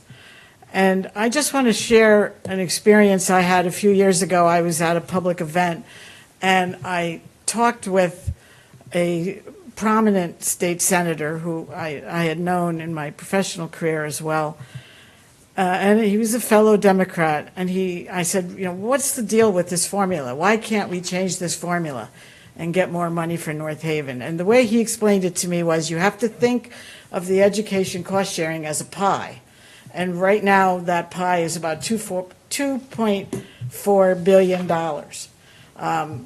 The last numbers that I've looked at were 2025, so it might be more, but about 2.4 billion. It's higher. It's not, well, like I said, I'm, $200 million this year. yeah, okay, 2.6. That's a big pie. And he said, it's a pie, and if you change the formula, some pieces, which are large pieces, are going to have to get smaller in order for those with smaller pieces to get more. And there are forces that don't want that to happen. And when you look at the money that, for example, our largest cities, Bridgeport, Hartford, they're well in excess of 200 million. New Haven and Waterbury in the 180, $190 million range. Plus, they get federal dollars also. Yeah, yes, but I'm just talking about education cost sharing from the state. And then you have your what I call second-tier cities, like your New Britain and Meriden, Middletown, West Haven, New London, Torrington, these middle-tier cities. Bristol is another one. They're getting, 40, 50, 60 million. They don't want the formula changed. And when Democrats, and I am a Democrat, but when my fellow Democrats criticize our state rep and our state senator, you have to ask yourself, the formula can only be changed by state legislation. And who has been in control of our state rep, our state assembly, and our state senate for 40 years? Democrats. And the Democrats that represent these large cities do not want the pie changed. And it's very difficult to change the formula. But I just wanted people to understand that it does not go directly to the Board of Ed. I also want to talk a little bit about taxes. The budget that is proposed, which I support, the budget that is going to be voted on June 9th, it's about $144 million. And again, if you look at the revenue budget, everybody forgets about the revenue budget. The revenue budget, to me, is more important than the expenditure side. We spend all of our time figuring out the amount of money we're going to spend and what we're going to spend it on. The revenue budget is equally as important. It's on pages 7 and 8 in the budget book. If you look, you'll see that we are, of the $144 million that we need to collect in revenue to support this budget, which I hope will pass, $128 million is coming from the property taxes. That's 89%. Just a few years ago, it was 86%. Last year, it was 88%. So that, to me, is alarming, and it should be alarming to you. That means that the property taxes are growing at a faster rate than the other 39 sources of revenue that we have. And it's a bigger burden on our taxpayers. Of course, the residential portion of our grand list, I think it's about 55%, somewhere in there. We have 5 parts of the grand list: the residential, commercial, industrial, personal property, and motor vehicle. About 55% of the grand list, and therefore 55% of our taxes come from residential. That's about 70.4 million out of the 128. So that is growing also for various reasons. One was the reval. As you know, it shifted a bigger portion of the tax burden to the residences because the residential properties went up at a higher rate than the commercial and industrial. So I'm very concerned, and I'm wondering if at all of these, you know, you belong to the small cities and towns group. I forget the acronym, and of course you are very prominent in the South Central Regional, the COG. You know, going forward, as you pointed out, the property tax for a lot of people in North Haven is over $10,000 now. And just 10 years ago, it was about $5,000. I really think that it's time to look at how we fund municipal services. And I'm just concerned because property taxes are a regressive tax, just like sales tax. A regressive tax means that for lower income people, they're paying a higher proportion of their income to pay that tax. Income tax is at least arguably a progressive tax, meaning the more you make, the more tax you pay. And an example is, for example, a raised ranch, side by side here in North Haven. The exact same house, very similar assessment. And you have, in one house, two wage earners maybe earning $150,000 combined. That $10,000 tax is 6.6% of their income. Next door is retired single person or even couple bringing in $50,000. That $10,000 is 20% of their income. That is the definition of a regressive tax. So I'm wondering if there has been any discussion of other ways to fund municipal services, because, again, I started off by explaining we're at 89% of our revenue is now property taxes, and it's growing and growing every year. I think the only way to fund it is to get more from the state of Connecticut, which, again, as you've already pointed out very correctly, is that the money doesn't come to well-run towns like North Haven. It goes to towns that aren't, or cities that aren't well-run. And actually need the money. I'm not talking about the existing structure and the education question. So what would you propose then? How would you then, you look at the other ways that we raise income. We've been lucky that short-term rates have been relatively high recently. We've had that. Our next biggest thing are things like building permits. I mean, you can only do so much building, get so many building permits. Right. So what other ways would you propose? Do you? Well, one idea. There really isn't any other ways that I can tell you that you don't want to hear. I'm sorry, Bill. There are some working groups that are thinking about other ways that municipalities can start to generate more revenue outside of property taxes. Right. Income taxes, sales. Income tax, thank you. That's a portion of sales taxes could right. go. That has been discussed at the legislature before. Dave knows far more about that than I do, but it's. I would. We're gonna go one by one here. Sally, to your point, I think that a lot of folks have recognized this across the state as an issue. Because under current laws, Connecticut municipalities have one way of raising money. That's through property taxes. Right. And that is obviously potentially unsustainable. It's at this is the point that I was making. It's regressive, and with my, 10,000 example, my idea is, and everybody's going to freak out. Well, you mentioned income tax. I think we have about 9,000 single-family residences in town, and I think that one possibility is for every house, because every house enjoys services from the town, whether it's sanitation, police service, fire, whatever, a base property tax of, let's say, $6,000 times the 9,000 households, that would bring in 54 million out of, currently we need about 70 million from residential to meet the 128 million for this budget, okay?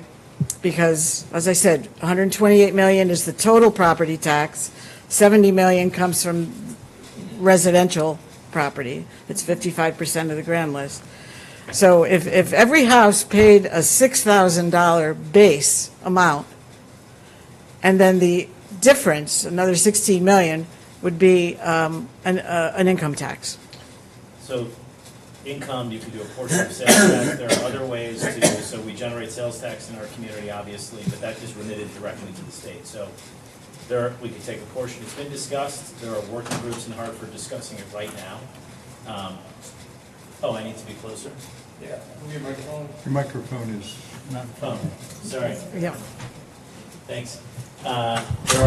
So let me just repeat real fast. So your idea was income tax. There are working groups here in Hartford that are looking at both of these things in addition to other ideas. So it is being discussed, I know that. But I can tell you that as a municipality, you know this as well as I do, we don't have the authority to implement something like that. No, That would have oh, to be at the absolutely state not. level. But So that's why I mentioned the Sally, COG. you're actually advocating a local income tax. Is that what you're doing? After everyone pays a base salary. That's- No, I'm just saying that's an example. But that's a guarantee that on the other side, that, you know, you will have continued outflow of people leaving Connecticut. Because that's what you've already seen in people leaving New York City and other places that have local income taxes. Because I those thought are the problem those are was too many regressive people in- are coming in. Those are regressive in their own right. That, you know. Yeah. That's why people left New York, because I know people who live in New York and who have left New York City, because they have such a high state income tax, but also a high local income tax. So I'm Right. definitely not in favor of any local income tax. Well, again, So, you know, you're guaranteeing that you're going to further erode your tax base. Yeah, I'm just presenting it as, Well, I you think know. it's a bad idea. So Yeah, well, I but don't wanna here's- hear it. Yeah, I think you're presenting a bad idea. Okay, well, you know, I used to teach the future problem solvers class at the middle school and high school. You're going to create a new problem, that's all. Yeah. And Your and- idea creates a new problem. Thank you. Okay, I think I think, so Sally, but you have said that other people are considering an income tax I as I think well. it's a real bad idea. I like the sales tax idea too. We should get a portion All I of the am telling sales tax you- generated I here. don't think we need to, Right. this is not a I would conversation No. agree with Board of that we Selectmen should get a meetings. percentage of the sales tax. What I was going to say is, I used to Hartford teach. won't send it here, it'll send it somewhere else. Folks, let me interject here. Yeah. We're going way beyond the Yeah. authority of North Haven. Well- I'm going to answer your question. Yes, you know, I've said it several times. Yes, I was president and chairman of all the cities and towns. Yes, president and chairman of all the council of small towns, 35,000 and under. We talk about this all the time. We've put in reports together, CCM and cost. It's a topic of discussion in every municipality across the state. So, led by the bodies that we are part of. So, but we're not going to solve that here. Right. Well, I didn't want to solve it here, but somebody asked me what idea I had, so that's why I gave it. But I just wanted to say that property taxes are a regressive tax. I think they're getting to their breaking point, as we're seeing with the percentage of taxes that are needed every year to meet our budget, going from 86 now up to 89. My original question was, are other topics being discussed? Yes. And so you're saying yes, and Yeah. Mr. Cohen has given explanations that, so that's really what I wanted. Somebody asked me what idea I had. And you know, I was trying to explain, I used to teach future problem solving in the high school and middle school, and it always started with a problem, and the first step was always brainstorming. Every idea was an idea. There was no bad idea or no good idea. You just throw out ideas. So that's an idea I just threw out. I'm not saying I'm advocating for it, I'm just saying that there's got to be other ways to raise the money, because the property tax is at its breaking point. If it's gone, as Mr. Frieda showed in his slides at the budget town meeting, if it's gone from 5 to 10 in the past 10 years for the average homeowner, it's doubled. When is it going to stop? It's at a breaking Sally, point. So that's all I wanted to say. no, I think it's an important conversation. I think, as Michael has said, that this comes up at all of your meetings. All the meetings, right. And it is, you know, something that I know people are talking about in Hartford, for sure. Well, Dave has his hand, maybe I'll he, be real quick. okay. Thank you. I just came here for Adam, but I want to address two things, and again, you guys do a great job. So, the aspect of property tax, we've looked at it, to Dave's point. We are trying to address it. We had working groups this year. We wanted to bring the property tax exemption to homeowners to $650. It didn't work this year. It's at $300 now. When I was first elected, it was $500. We feel that's important to get to the $650. To the local income tax or local sales tax, to Bill's right. It's not going to work. People will leave. They'll move from North Haven to maybe North Branford or somewhere else. I don't think it's a really good idea. But we want to address it, and that's what our goal is. I was talking to Mike today. Inflation is high, and energy is high, insurance is high. There's so many things that are so much more expensive. But as far as ECS, we modified the formula in 2017. Since then, North Haven's got more money every year, and many towns have. And this year's budget, all towns got 4%, exactly 4% more than they got the year before. North Haven will get 2% more next year, and hopefully even more. We get about $9 million between ECS and other aid. Plus, we'll get another $461,000 this year and the excess costs from last year. But we tasked the governor, and we've been pushing it both, not just Republicans, but Democrats and Republicans, to address this formula, the need for the towns. And there is a blue panel ribbon that was bipartisan. They're tasked to look at the formula and increase it, and that's the goal. And hopefully we'll get there. Obviously, any Democrat or Republican wants as much money for their town as possible. Anybody that doesn't want to fight for the town, I think people that say that, it's just not a reality. You want to do as much as for your town, all three of you, right? You're going to do as much as you can. If you don't, that's a little derelict, I think. So we are trying to address it. The formula wasn't modified in 2017 with the bipartisan Republican budget that we're reaping the benefits for today. But the fact is, it's expensive to live in Connecticut. And I give you a lot of credit. Like I said, it's a lot. You can only take so much money from people. So that's all. So the formula was modified in 17. It's not where we want it today. We want to get it to a higher level. And there's only so much money to be on. You can't just, you don't want somebody to say, you don't want somebody to lie. There's only so much money. And hopefully we get more money down the road. That's the way it is. That's the goal. That's the goal of anybody. My friend Mary Willander is a Democrat from Orange. She fights just as hard as I fight. We put bills in. Most of us put bills in to increase the formula. Just, the governor and the majority party didn't do it. I don't think it's that they're greedy. I just think that people get complacent, and we need to keep fighting and pushing to help you guys and help the town. So that's it. Thank you. All right, anyone else? Stephanie? Yeah, just really quickly. Yes.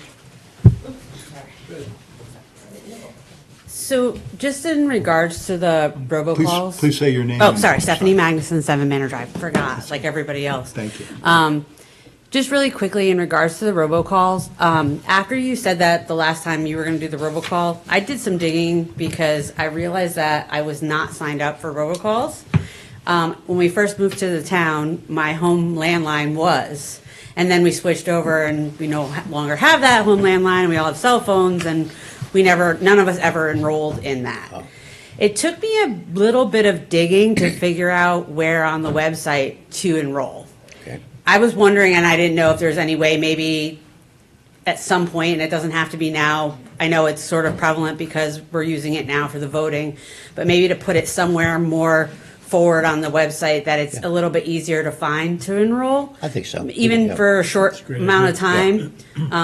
I'm pretty technical, and it took me a bit to figure it out, to be honest with you. So you have to opt in. You do. You have to opt in. You have to sign up for the name of the company. I forget what it's called. You have to actually make an account. Everbridge. Yeah. Then you have to enroll your phone number. Then you can opt into calls or texts or both. And then you would have to do that for each phone number in your family or household that wanted to receive those numbers. Yeah. So it is a little bit of a process, so. I think it's a good point. I think we can do it, okay? Yeah, thank you. I'll do it tomorrow. Yeah, thank you. One other thing I want to mention about the robocall is some people on their cell phones have a call blocker. And if you have a call blocker, you're not going to get the call, because we've had people say, I didn't get the call, but then we say, do you have a spam blocker or a call blocker on your cell phone? And they say yes. That's why it's not going through. Yeah, and I think once you get one of the calls, if you add that as to your contacts, that should stop that from happening. So if you take whatever number that the robocalls come from and add it to a part of your contacts, that will help too. And I will put a link right under announcements. Yeah, it took me a little while to I'll do that. That's great. Okay, Thanks, Deb. thank you. All right, Peter, yes. By the way, do I get I'm sorry? an opportunity to give you, because Oh, jeez. I'm a little jealous. I mean, Oh, boy. Peter I want to give you Criscola, a hug too. Peter Criscola, Hugs all around. 54 Fieldstone Court. Thank you very much. First, I want to say you guys did a great job. The Board of Finance did a great job. The Board of Selectmen, you did a great job with the budget. The first thing I am going to say is, please, please, everyone in town, please come out Tuesday and vote yes on this budget. Knocking this budget down a second time would be catastrophic to the town's safety. Let's think about that, safety first, okay? The Board of Ed is number one, I understand that, we have to have that, and I'll get into that in a second, but safety is paramount. We have two officers right here now. They're shorthanded. Now you took away two more of their vehicles. You're going to put another officer on, which should go on today. That officer's going to go on the first of the year. Our fire department is dangerously unstaffed. We are understaffed, dangerously, okay? We should have, right now, we should be putting on 4 firefighters that should have equaled 14. We don't even have 2 coming on. They're going to come on if this budget passes in January. If the budget gets cut, we will not see those firefighters. We will not see that police officer, okay? Public Works does a fantastic job. They've already cut them down to nothing, okay? We cannot take a cut. It's impossible. You have to vote yes, okay? And I've heard about the taxes going up. No one wants to pay more taxes. I am on a fixed income. I'm 70, I'll be 77, okay? I have no children in the school, no grandchildren in school. I live in a condo. I get no sanitation pickup.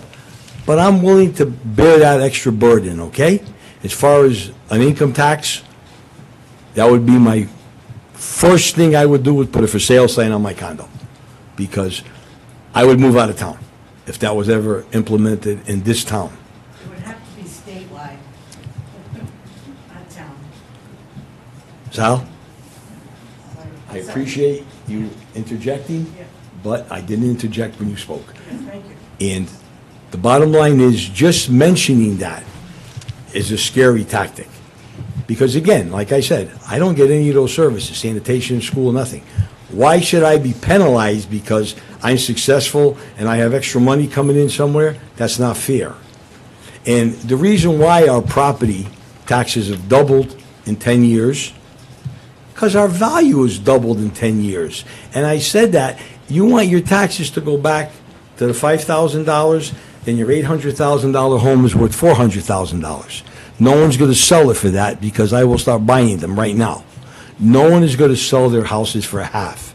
Unfortunately, it's a sign of the times.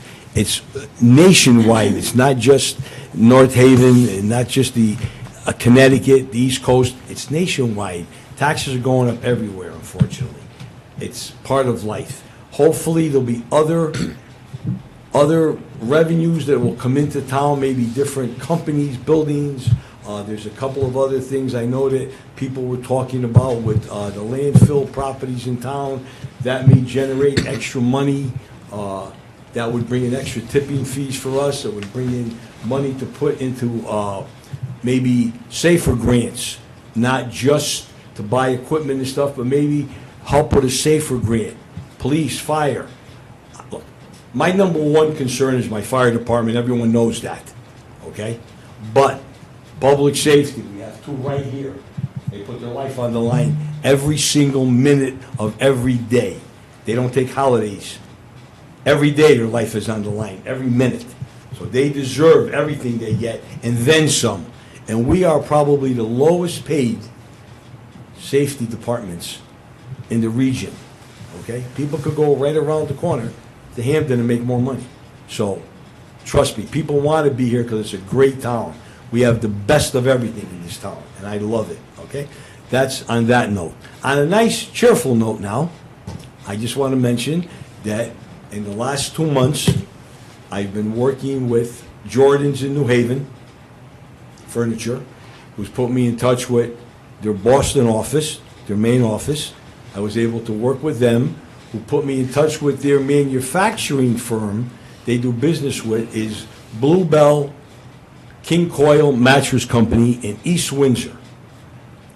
I was able to secure 22 new mattresses for our fire department. Our firefighters now have new mattresses the first time in almost 12 years, okay? And trust me, it's not because they want to sleep all day or all night. They need that couple of hours they get in between calls. They need to be comfortable. It's the sleep deprivation that'll hurt them. And because of the lack of firefighters that we have, most of our firefighters are working double shifts, okay? They're working double shifts. So that nap that they catch, it's not a sleep time, it's a nap. They deserve to be comfortable. That's number one. Number two, we have a lot of wonderful, wonderful town people, business people in this town. Very charitable, and they want to interact with safety. They really do. And I've been out there raising money. As everyone knows, I'm a pain in the neck. I raise money. And last year we did the fire training center, and that section of the center was approximately $72,000. And I think the cost to the town was about $1,600. Everything else, the other $70,000 I raised. Well, again, our fire chief, smart, very smart. Our fire marshal, Ray Sirocco, wonderful guy, smart guy. He instituted a safety program where he goes to different schools, buildings for big companies, small companies. We did the law firm, Carter Mario. And he has a fire extinguisher simulator, okay? We've been borrowing the one from Yale in New Haven because Ray was a deputy chief in New Haven, and he has that relationship. And we've been borrowing one for the past year and a half, I guess. Well, he talked to me, the chief talked to me. I went out, called a few of my friends, and every donor, you will see the donors' names in the paper. Yes, some are local residents of North Haven, some are business owners in North Haven, some are both. But every single person on the list that gave money, I'm on a first-name basis with, friends. We just raised another $15,000 to buy our own simulator. We don't have to borrow Yale's anymore. So Ray will be out there training people, and we have another project that we're working on that we'll announce next month probably, that we raised extra money on also. So, You know, if I can interject here, because on these mattresses, the firefighters are ecstatic over this. I think they're 14-inch mattresses, I think. They are absolutely ecstatic. On the fire extinguisher, I think at the safety committee meeting, the training already started. And people were like amazed. They were so happy because we have a safety committee meeting that we have to meet by Connecticut laws, okay? So, and now we had, during the training, there was like a contest, right? And I think Valerie came in second, right? hey, Right. 6.3 seconds. 6.3, wow. That's almost a record. Really, So- everybody's in like 9, 10, 11. Right. So this is all a real great positive, ladies and gentlemen. Thank When you. you got the firefighters who are living on these, had these old mattresses, right? Now they have 14-inch mattresses. Yeah. 22 mattresses, as Peter said here, right? This whole fire extinguisher thing. So what it's created is a great collaboration between, in this case, the fire department, the safety committee, and the business community. Local Public. business community. Local businesses. You know, New Haven has a saying, town and gown. New Haven deals with Yale, town and gown, and that goes back to John DeStefano when he Yeah. brought that in. Yes. And you have to work with the community. And I came back on the fire commission again in January, and as of today, I turned over to the town just under $36,000 in checks that we're using for safety equipment only. Safety equipment only and training equipment. None of that is for televisions, mattresses, couches. That's all training and safety equipment only. And We have another approximately 35,000 in gifts in kind. So we're over $70,000 in the last 5 months just in safety equipment that the town will not be burdened with. Yeah. It takes capital expenditures out of our annual budget. So this is what Pete's talking about. So that's on a positive, good, cheerful note. And again, Tuesday, please come out and vote yes, Yeah. please. Thank you very much. Pete, thank you. Just on Thank a you. personal note, thank you, Pete, for all that you do for the fire department. I was at the training facility last night at Northeast, and it's awesome, and Chief Bisson has done an amazing job with it, and you've really, really helped that facility just become what it is. It's a terrific facility, so thank you. Great job. And I like that as an alternative to taxes, that people who can contribute. I give to many charities and other special events. I know I would donate to, for athletic teams for the schools or high schools. That's a very good thing. And actually, Sally did exactly the same thing with the Revolutionary Memorial plaque. The town's not paying for that. We're asking people to donate, which I think is great. And I'm going to donate to the Revolutionary plaque, memorial plaque. I think it's a great idea. You donate to me too. And you too, but Yeah, Sally, you got one right here. You got one. So I think that's maybe a better way where people who can, because I think people are generous in many cases, and businesses are too. And if they can contribute, they will. Yeah. Well, Jenny? this makes just over To support the community. $300,000. Yeah, Let's go 300,000, back. right. 300,000, imagine that. 300. 300. Jenny? Caldwell, Yes. 69 Kimberly Circle. Hi, Jenny. Just getting up to highlight something that happened tonight at the senior center. The senior center and the Commission on Aging put on a housing forum for people that are seniors, looking at what the different options are. It was a really wonderful event. There were different places that had different options for housing, but there was also the North Haven Housing Authority was there, our municipal agent was there. There was an organization called Aging in Place, and I just want to give kudos to the senior center director, who I won't mention her name, but she did a tremendous job. So did the staff at the senior center, getting people there, getting the tables set up, and I know there'll be other opportunities for other kinds of events at the senior center. It's we got a bunch of new people signed up, so I just wanted to take a moment to just highlight that, because there are some really nice things going on at the senior center, and I just want to let you guys know. Yeah. Please. Yeah, I wanted to just say in conjunction with that, because we work closely with the aging, aging commission, but also the agency on aging. But, I've got this big project I'm working on, and it's like 125, 130, 55 and over on the corner in back of Bill Piper's house, actually, okay, on Route 22 and over there on Bassett Road. So we brought the developer in. As Bill knows, I was involved with this with that family, and we've got this opportunity to get a little bit of relief off the waiting list for building a facility like that. Yeah. So I know it might be a year and a half, 2 years before it's completed, but we got these projects in that are trying to help the seniors too, so that they can maybe make a decision, like you're saying, Jenny, maybe present other options for them.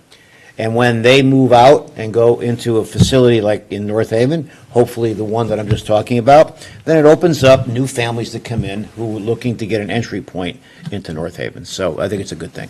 Yeah, and the other thing I'll say is that I know I came here, I don't know how long ago it was, about issues that we were having, the commission was talking about on a regular basis, on struggling to understand with the subsidized housing, the waiting lists and things like that. And the director of the senior center has done a really nice job connecting with places. She now has applications at the senior center that people can fill out to get on the waiting list.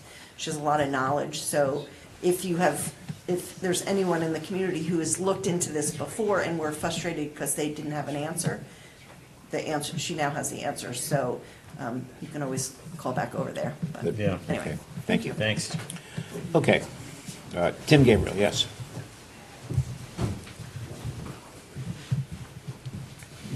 So So, Tim Gabriel, Renee Lane. So thank you, Mike, for implementing that rule and for all the board of selectmen as well. Obviously, it's going to take a little bit of time to get used to that as well, too. I don't personally like when people bring their personal drama into meetings. I think we need to sort of keep ourselves and our egos out of this and keep it to things that are relevant to the public. But I have been misrepresented at meetings. My wife has been misrepresented and attacked many times at meetings. Had her words taken out of context, and that's not even to mention what goes on in the paper and on social media as well. This last couple of weeks have been really rough. And folks like you that do really hard work, our public officials, every member of the public as well, just deserves to be treated with respect. So I want to thank you for the policy. Let's make sure that it's applied equally to everybody. In terms of the ECS formula, it's clear that we all need to do our work to fix ECS because it is broken, and I think that's something that everybody acknowledges too. There were 2 Democrat-sponsored bills this past year that made it to the public hearing. There was hope that it was going to get to a vote. I sort of agree that the governor is the holdup in that situation, but a lot of folks from our town had submitted public comment to those, had gone up to Hartford and testified. I think Senator Ceccarella, even to his credit, had testified on one of those bills as well too. So there are coalitions that are working on this regularly. I know somebody in town who is in Hartford constantly working on this, meeting with representatives, working as hard as they possibly can. The effort is there.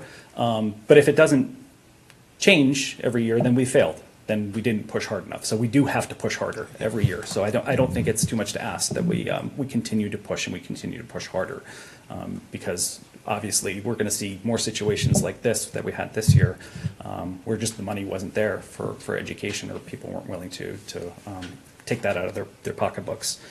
I do want to encourage everybody to vote yes on Tuesday for the budget. Is really, really important. I know that there are some people that are very, very stubborn, and it's going to be hard to get them to be flexible. But if everybody else, if you're thinking about this and you are on the line, I want you to really understand what the stakes are.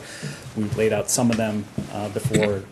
Watch that town meeting, because there was a lot of talk about what the additional stakes are, especially on the Board of Ed side. And then we haven't even really gone down the road of what's going to happen to town services either, too. So there's a lot of question marks, and then not being able to meet our obligations too raises a whole bunch of other questions. So yes, please do get out there and vote on the budget on Tuesday. Thank you. Thank you. Thanks, Tim. Okay. Nancy Barrett.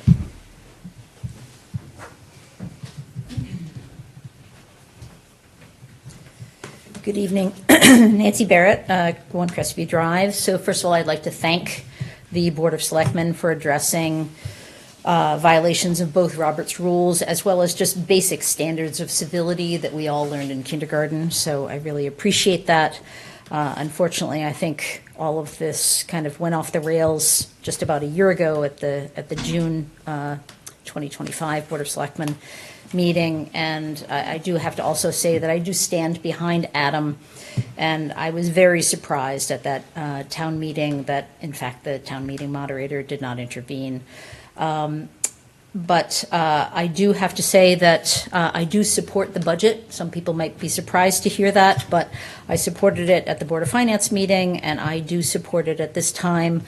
But I do want to at least comment on the fact that we can be disappointed that people can't find the budget on our website, and be disappointed that they're asking questions that might seem obvious to all of us who deal with this day in and day out.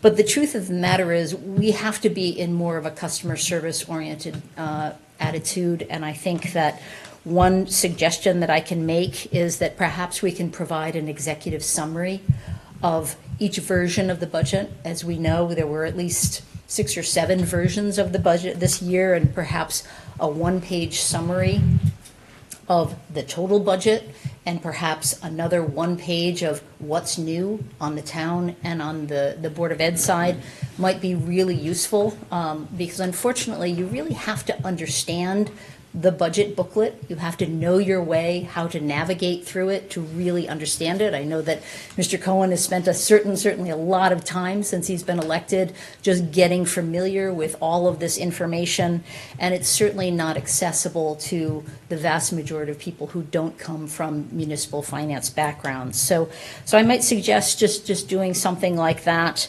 and trying to make not only the numbers, but also the impact of the budget more accessible for folks on a regular basis.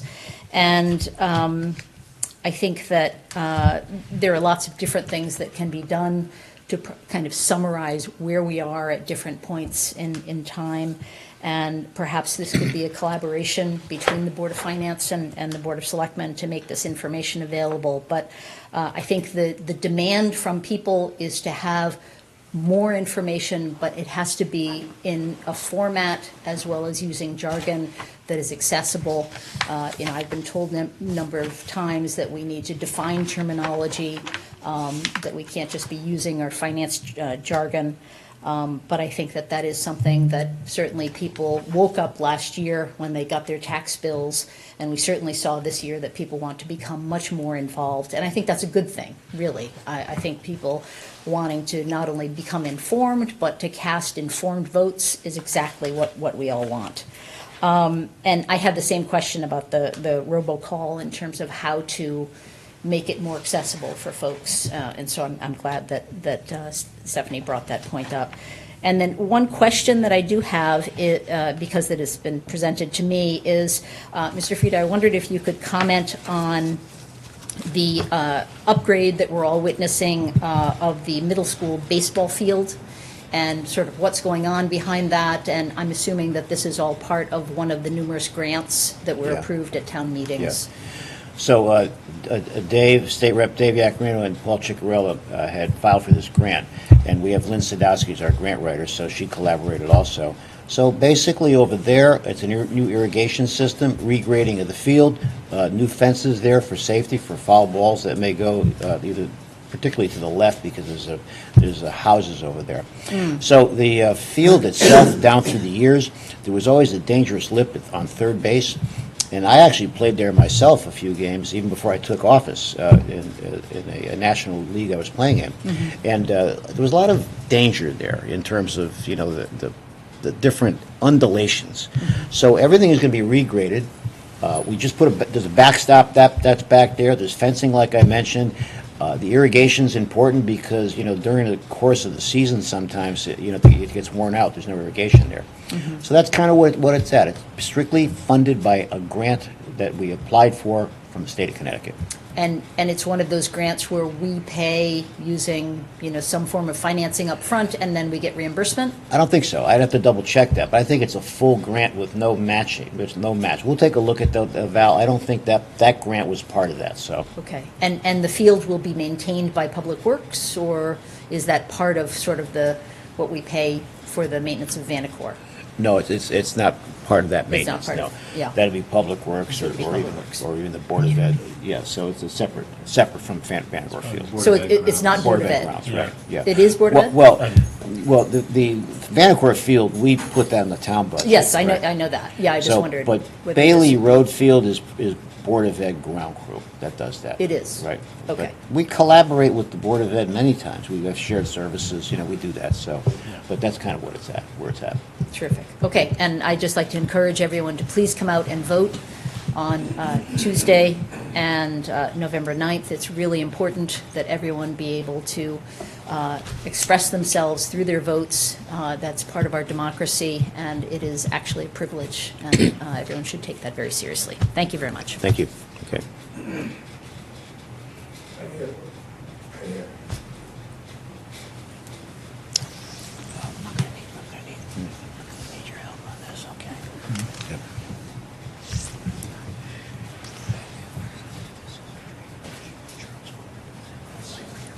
You got it. You got it. Yep. If this is the issue. I'm going back to Revelle. Okay, I got my Revelle. Please say your name and address. Alfred Warren, Charles Court. The Revelle went up $85,000. So what I did was, when I found out I can go and bring it to the assessor's office, so I can set up to have somebody come out and look at my property. So I go to the assessor's office, but before I do, I give him a pamphlet about this big in an envelope. And in there was pictures, rules that are not being followed by the employees of this town, and illegal drainage onto my property from Hartford Turnpike. Sewers. Sewage, not sewers. There's no sewers up there. It's sewage. People are doing it right into the catch basins. White pipes, I don't know how do you find white plastic pipes in the catch basin coming down from the hill up on Hartford Turnpike? I had to go to the engineering department in the town and tell them about a guy that dug a trench almost 80 feet from his house to the Hartford Turnpike. The water was just flowing right out. When there were heavy rains and stuff like that, it was running right across the road. Well, that guy doesn't have it anymore. The pipe is still there. Maybe it'll overflow once in a while. Okay? So let's talk about the Revelle. So, if I wish to challenge this assessment, I could file an appeal with the Board of Assessment. So I go to the assessor's office, and I pick up a form and fill it out, and return it to the assessor's office on January 22nd to 26th, because I didn't want to be late for the February deadline, which was the 20th. I hand the assessor my envelope with the application, along with some pictures and some questions regarding the Revelle. The assessor stamps the envelope on January 22nd, 2026, before the February deadline. On March 30th, I receive a letter from Michael Fletcher stating that there would be no change to the valuation. When the assessor took my application, did he not know about state statute CG 12-111? That there is only one change allowed by the Board of Assessment Appeals. So I went from the assessor to whoever else filled it out or looked at it afterwards. Nobody said nothing. So now I go back to the assessor's office to pick up the envelope, and there's no stamp on it. The pictures and some of the stuff I put in there is missing. My pictures and some of the questions I had are now missing. Only the application with the stamp on it with fewer questions, not the envelope that I gave him. So what happens? Well, I had copies. My property abuts open space. Does the open space increase or decrease my property value? Question. Don't know if we can answer that. We're not the assessor's office. Okay. I'll have to defer to the assessor's office for Okay. that. I'm not an expert on that. So how can you give me a Revelle if nobody is doing this? Yeah, I don't know the details of this. I'm What did asking the you, assessor's is it- office say, though? Does the open space increase or decrease What did the the property, assessor's my office property tell value? What did the assessor's office tell you about that? Well, you see what they're doing. They're telling you it didn't decrease it, I guess, right? When was the last time the Open Space Advisory Committee had a meeting? Well, I think you're missing something. That's Wait, not, wait, let me finish. When was the last time the Open Space Advisory Committee had a meeting? the Open Space Advisory Committee only has a meeting when there's land for sale. There's a difference between open space and property that's undevelopable in the town. The open space is defined by those parcels that the Open Space Committee recommended the town purchase. Right. And those purchases have requirements. The other 200 acres worth of property that are undevelopable all across the town, they're open space because it can't be developed. That's right. There's no requirement for the town to maintain those hundreds of acres. Right. But the open space in my property is different. You're talking about the open space on your property that, Beg pardon? you're talking about open space on your property that you own. It's abuts my property, yeah. Oh, that It's not abuts your maintained at property. all. Right. Swales you are did full come of, to talk the to us swales some- are full of leaves, right? You said something about doing something for the drain, a curtain drain, a couple of years ago, about a year ago, right?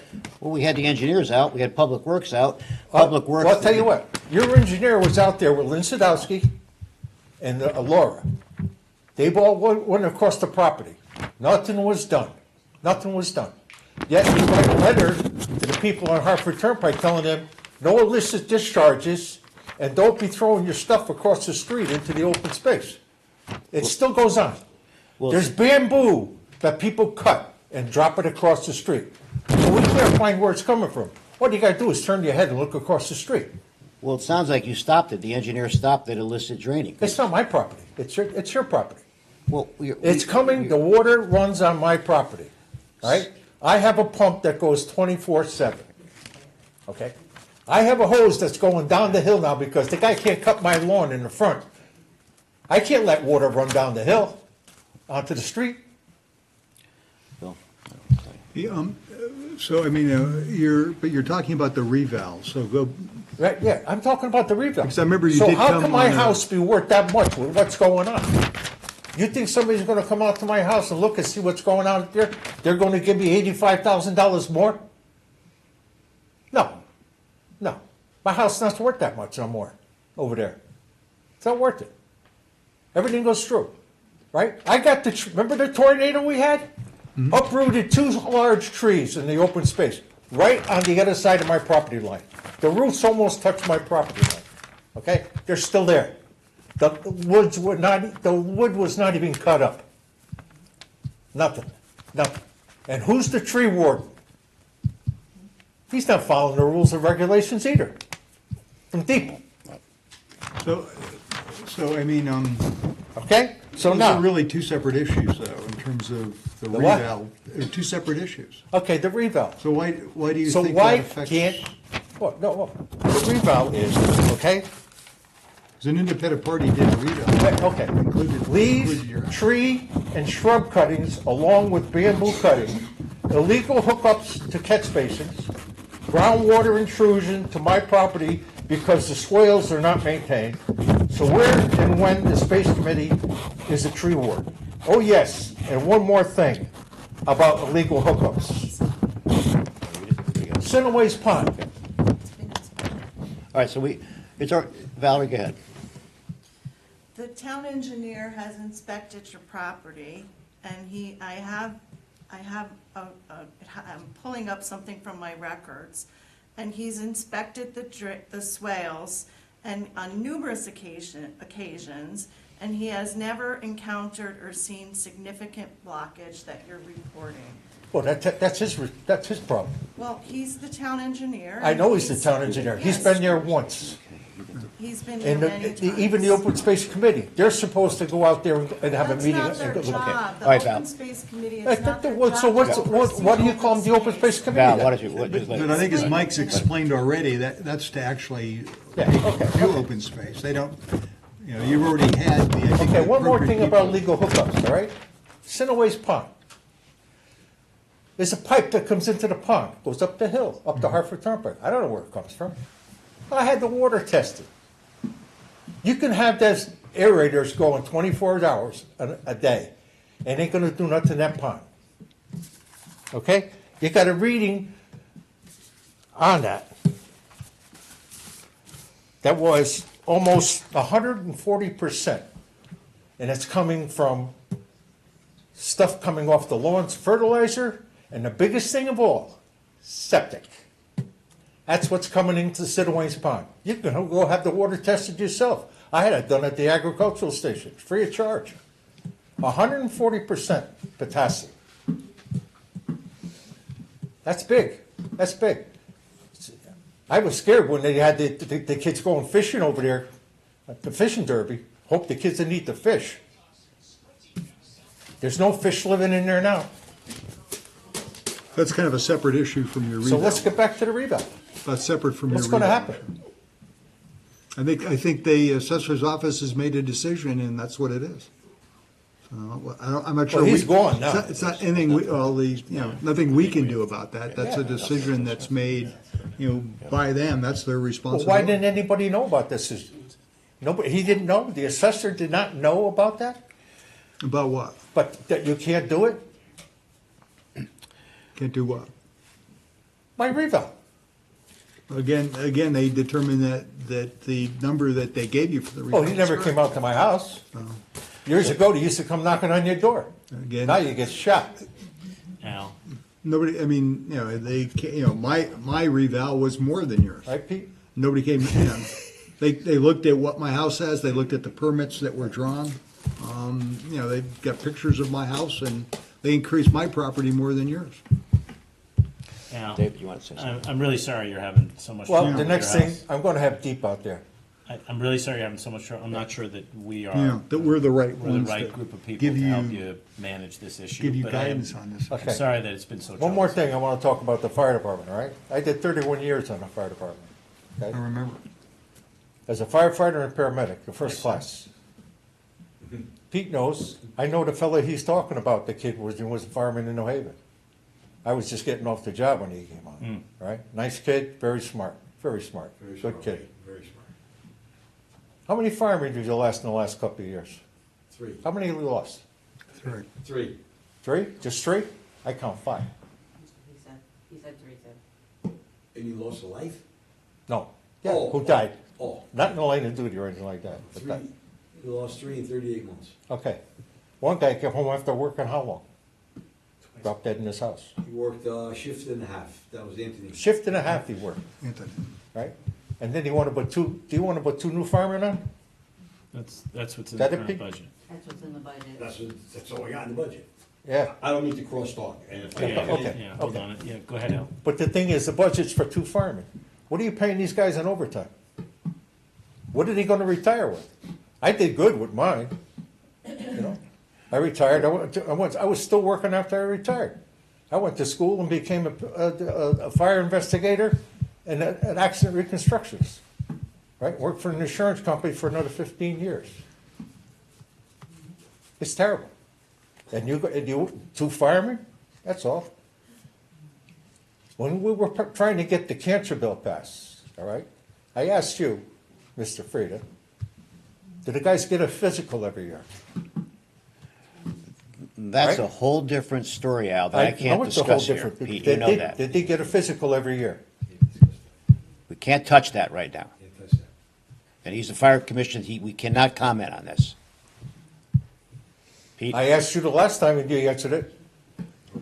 No, no. Okay? Let the Thanks, people Al. say. Thank you. Thank you. Did you vote for the budget? Thanks for your service. Did Thank you for your Al, did you vote for the previous budget? Beg your pardon? Did you vote for the previous budget? Yeah. All right. Should we move forward, fellas? Let's move forward, okay? I think we're getting wrapping up here, folks, okay? So, Sue's got one more. okay. Mike, you brought up the 55-plus housing that's supposed to be going up over there, Clintonville and Bassett, and you gave a timeline, which is really good. Is that affordable housing, or is that for all of us? Well, I'm just asking, it's I a- don't know which way it's going in. it's like a Tuscan Villa format is what it will be. Tuscan Villa. So I'm not sure if it's an affordable component beyond the rents that Tuscan Villa and those type of facilities have in the 55 and over facilities. So, but that's their decision. The developer has to determine whether or not they can go in term of affordable housing. We don't know what the rents are going to be. But we're- Okay, so we don't know if it's gonna be income restricted. We don't know that yet, no. Okay, and if this thing goes up, and I know on Facebook you said something about that, with this tower, you have very little say, if any, in what's going on there, if I read it correctly. You have no say, yes, you're right. Okay, that's what I thought you were saying, and I didn't want to say Yes. NL. But, somebody brought up, I think it was Mary, about, a barrier, like the tree barriers or something, because if you're gonna be building more housing there, there has to be kind of some more barriers. I mean, I'm a mile and a half down the road, and with all the trees that have already come down in the area, you hear everything. So I was just wondering if, the tower is gonna have the barrier thing up, if that's something that can be, that's not our We have not- avenues at all. Must be addressed in zoning. Okay, Yes, all well, right. no, Just wanted actually, to know, because- it gets addressed by the siting council. It's a Oh. separate entity. And The state has delegated all that responsibility to themselves. We had the same thing, when we're talking about solar fields, where we have no, they have public hearings, they make the decision, and there's no, there can be comments from the municipal side, but they don't have to follow anything we suggest or do, so. Right. Okay. So, All right. one That's la- very No, I close no, to I where I appreciate live, it, so because it's gonna be on I have been 425 looking, and now. I've looked at Tuscanvilla, but for some reason they don't respond to me. Yeah, I guess they see me on Facebook, on this thing. So let me, for those watching that still are confused on this issue, in 2003, the laws were changed, that there was no local oversight on cell towers. So what that meant was neither inland wetlands nor planning and zoning had any input on it in terms of going through the regulatory bodies. This has now evolved to one of the biggest controversies in the state. Every mayor and first selectman across the state is upset with this. Now, the flip side of this is the reason these cell towers, these carriers hire consultants, here's the paradox of the situation, that they get calls from residents in the area that cell phone service is dropping. So the carriers, whether it's Verizon or whoever it may be, AT&T, they hire the consultant. The consultant goes out to say and determine where can we maximize so there's no cell phone droppage. And then they go to these areas. And then they go to the siting council. And then they go there because this is a way to maximize the cell phone coverage.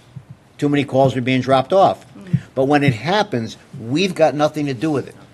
And this is where the public meeting that Mary was talking about. People come out.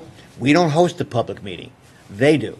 And the people can come out and protest it or support it. And then the siting council has a website where emails can be sent in by residents in the area that can object to it, or other residents can support it. It has nothing to do with the regulatory bodies of the town of North Haven. This board, planning and zoning, and wetlands. Thank you. Okay, thank you. Thanks, Tim. It's just like the situation with utility rates. We have nothing to do with that, and, it's done by, Public Utility Regulatory Association or whatever, and that's what we got. Okay, ladies and gentlemen, seeing no further comment, we'll make a motion to adjourn. I'll make a motion to adjourn. I'll second that motion. All those in favor? All right. Aye. Thank you. The preceding program is brought to you in part through a grant from the town of North Haven.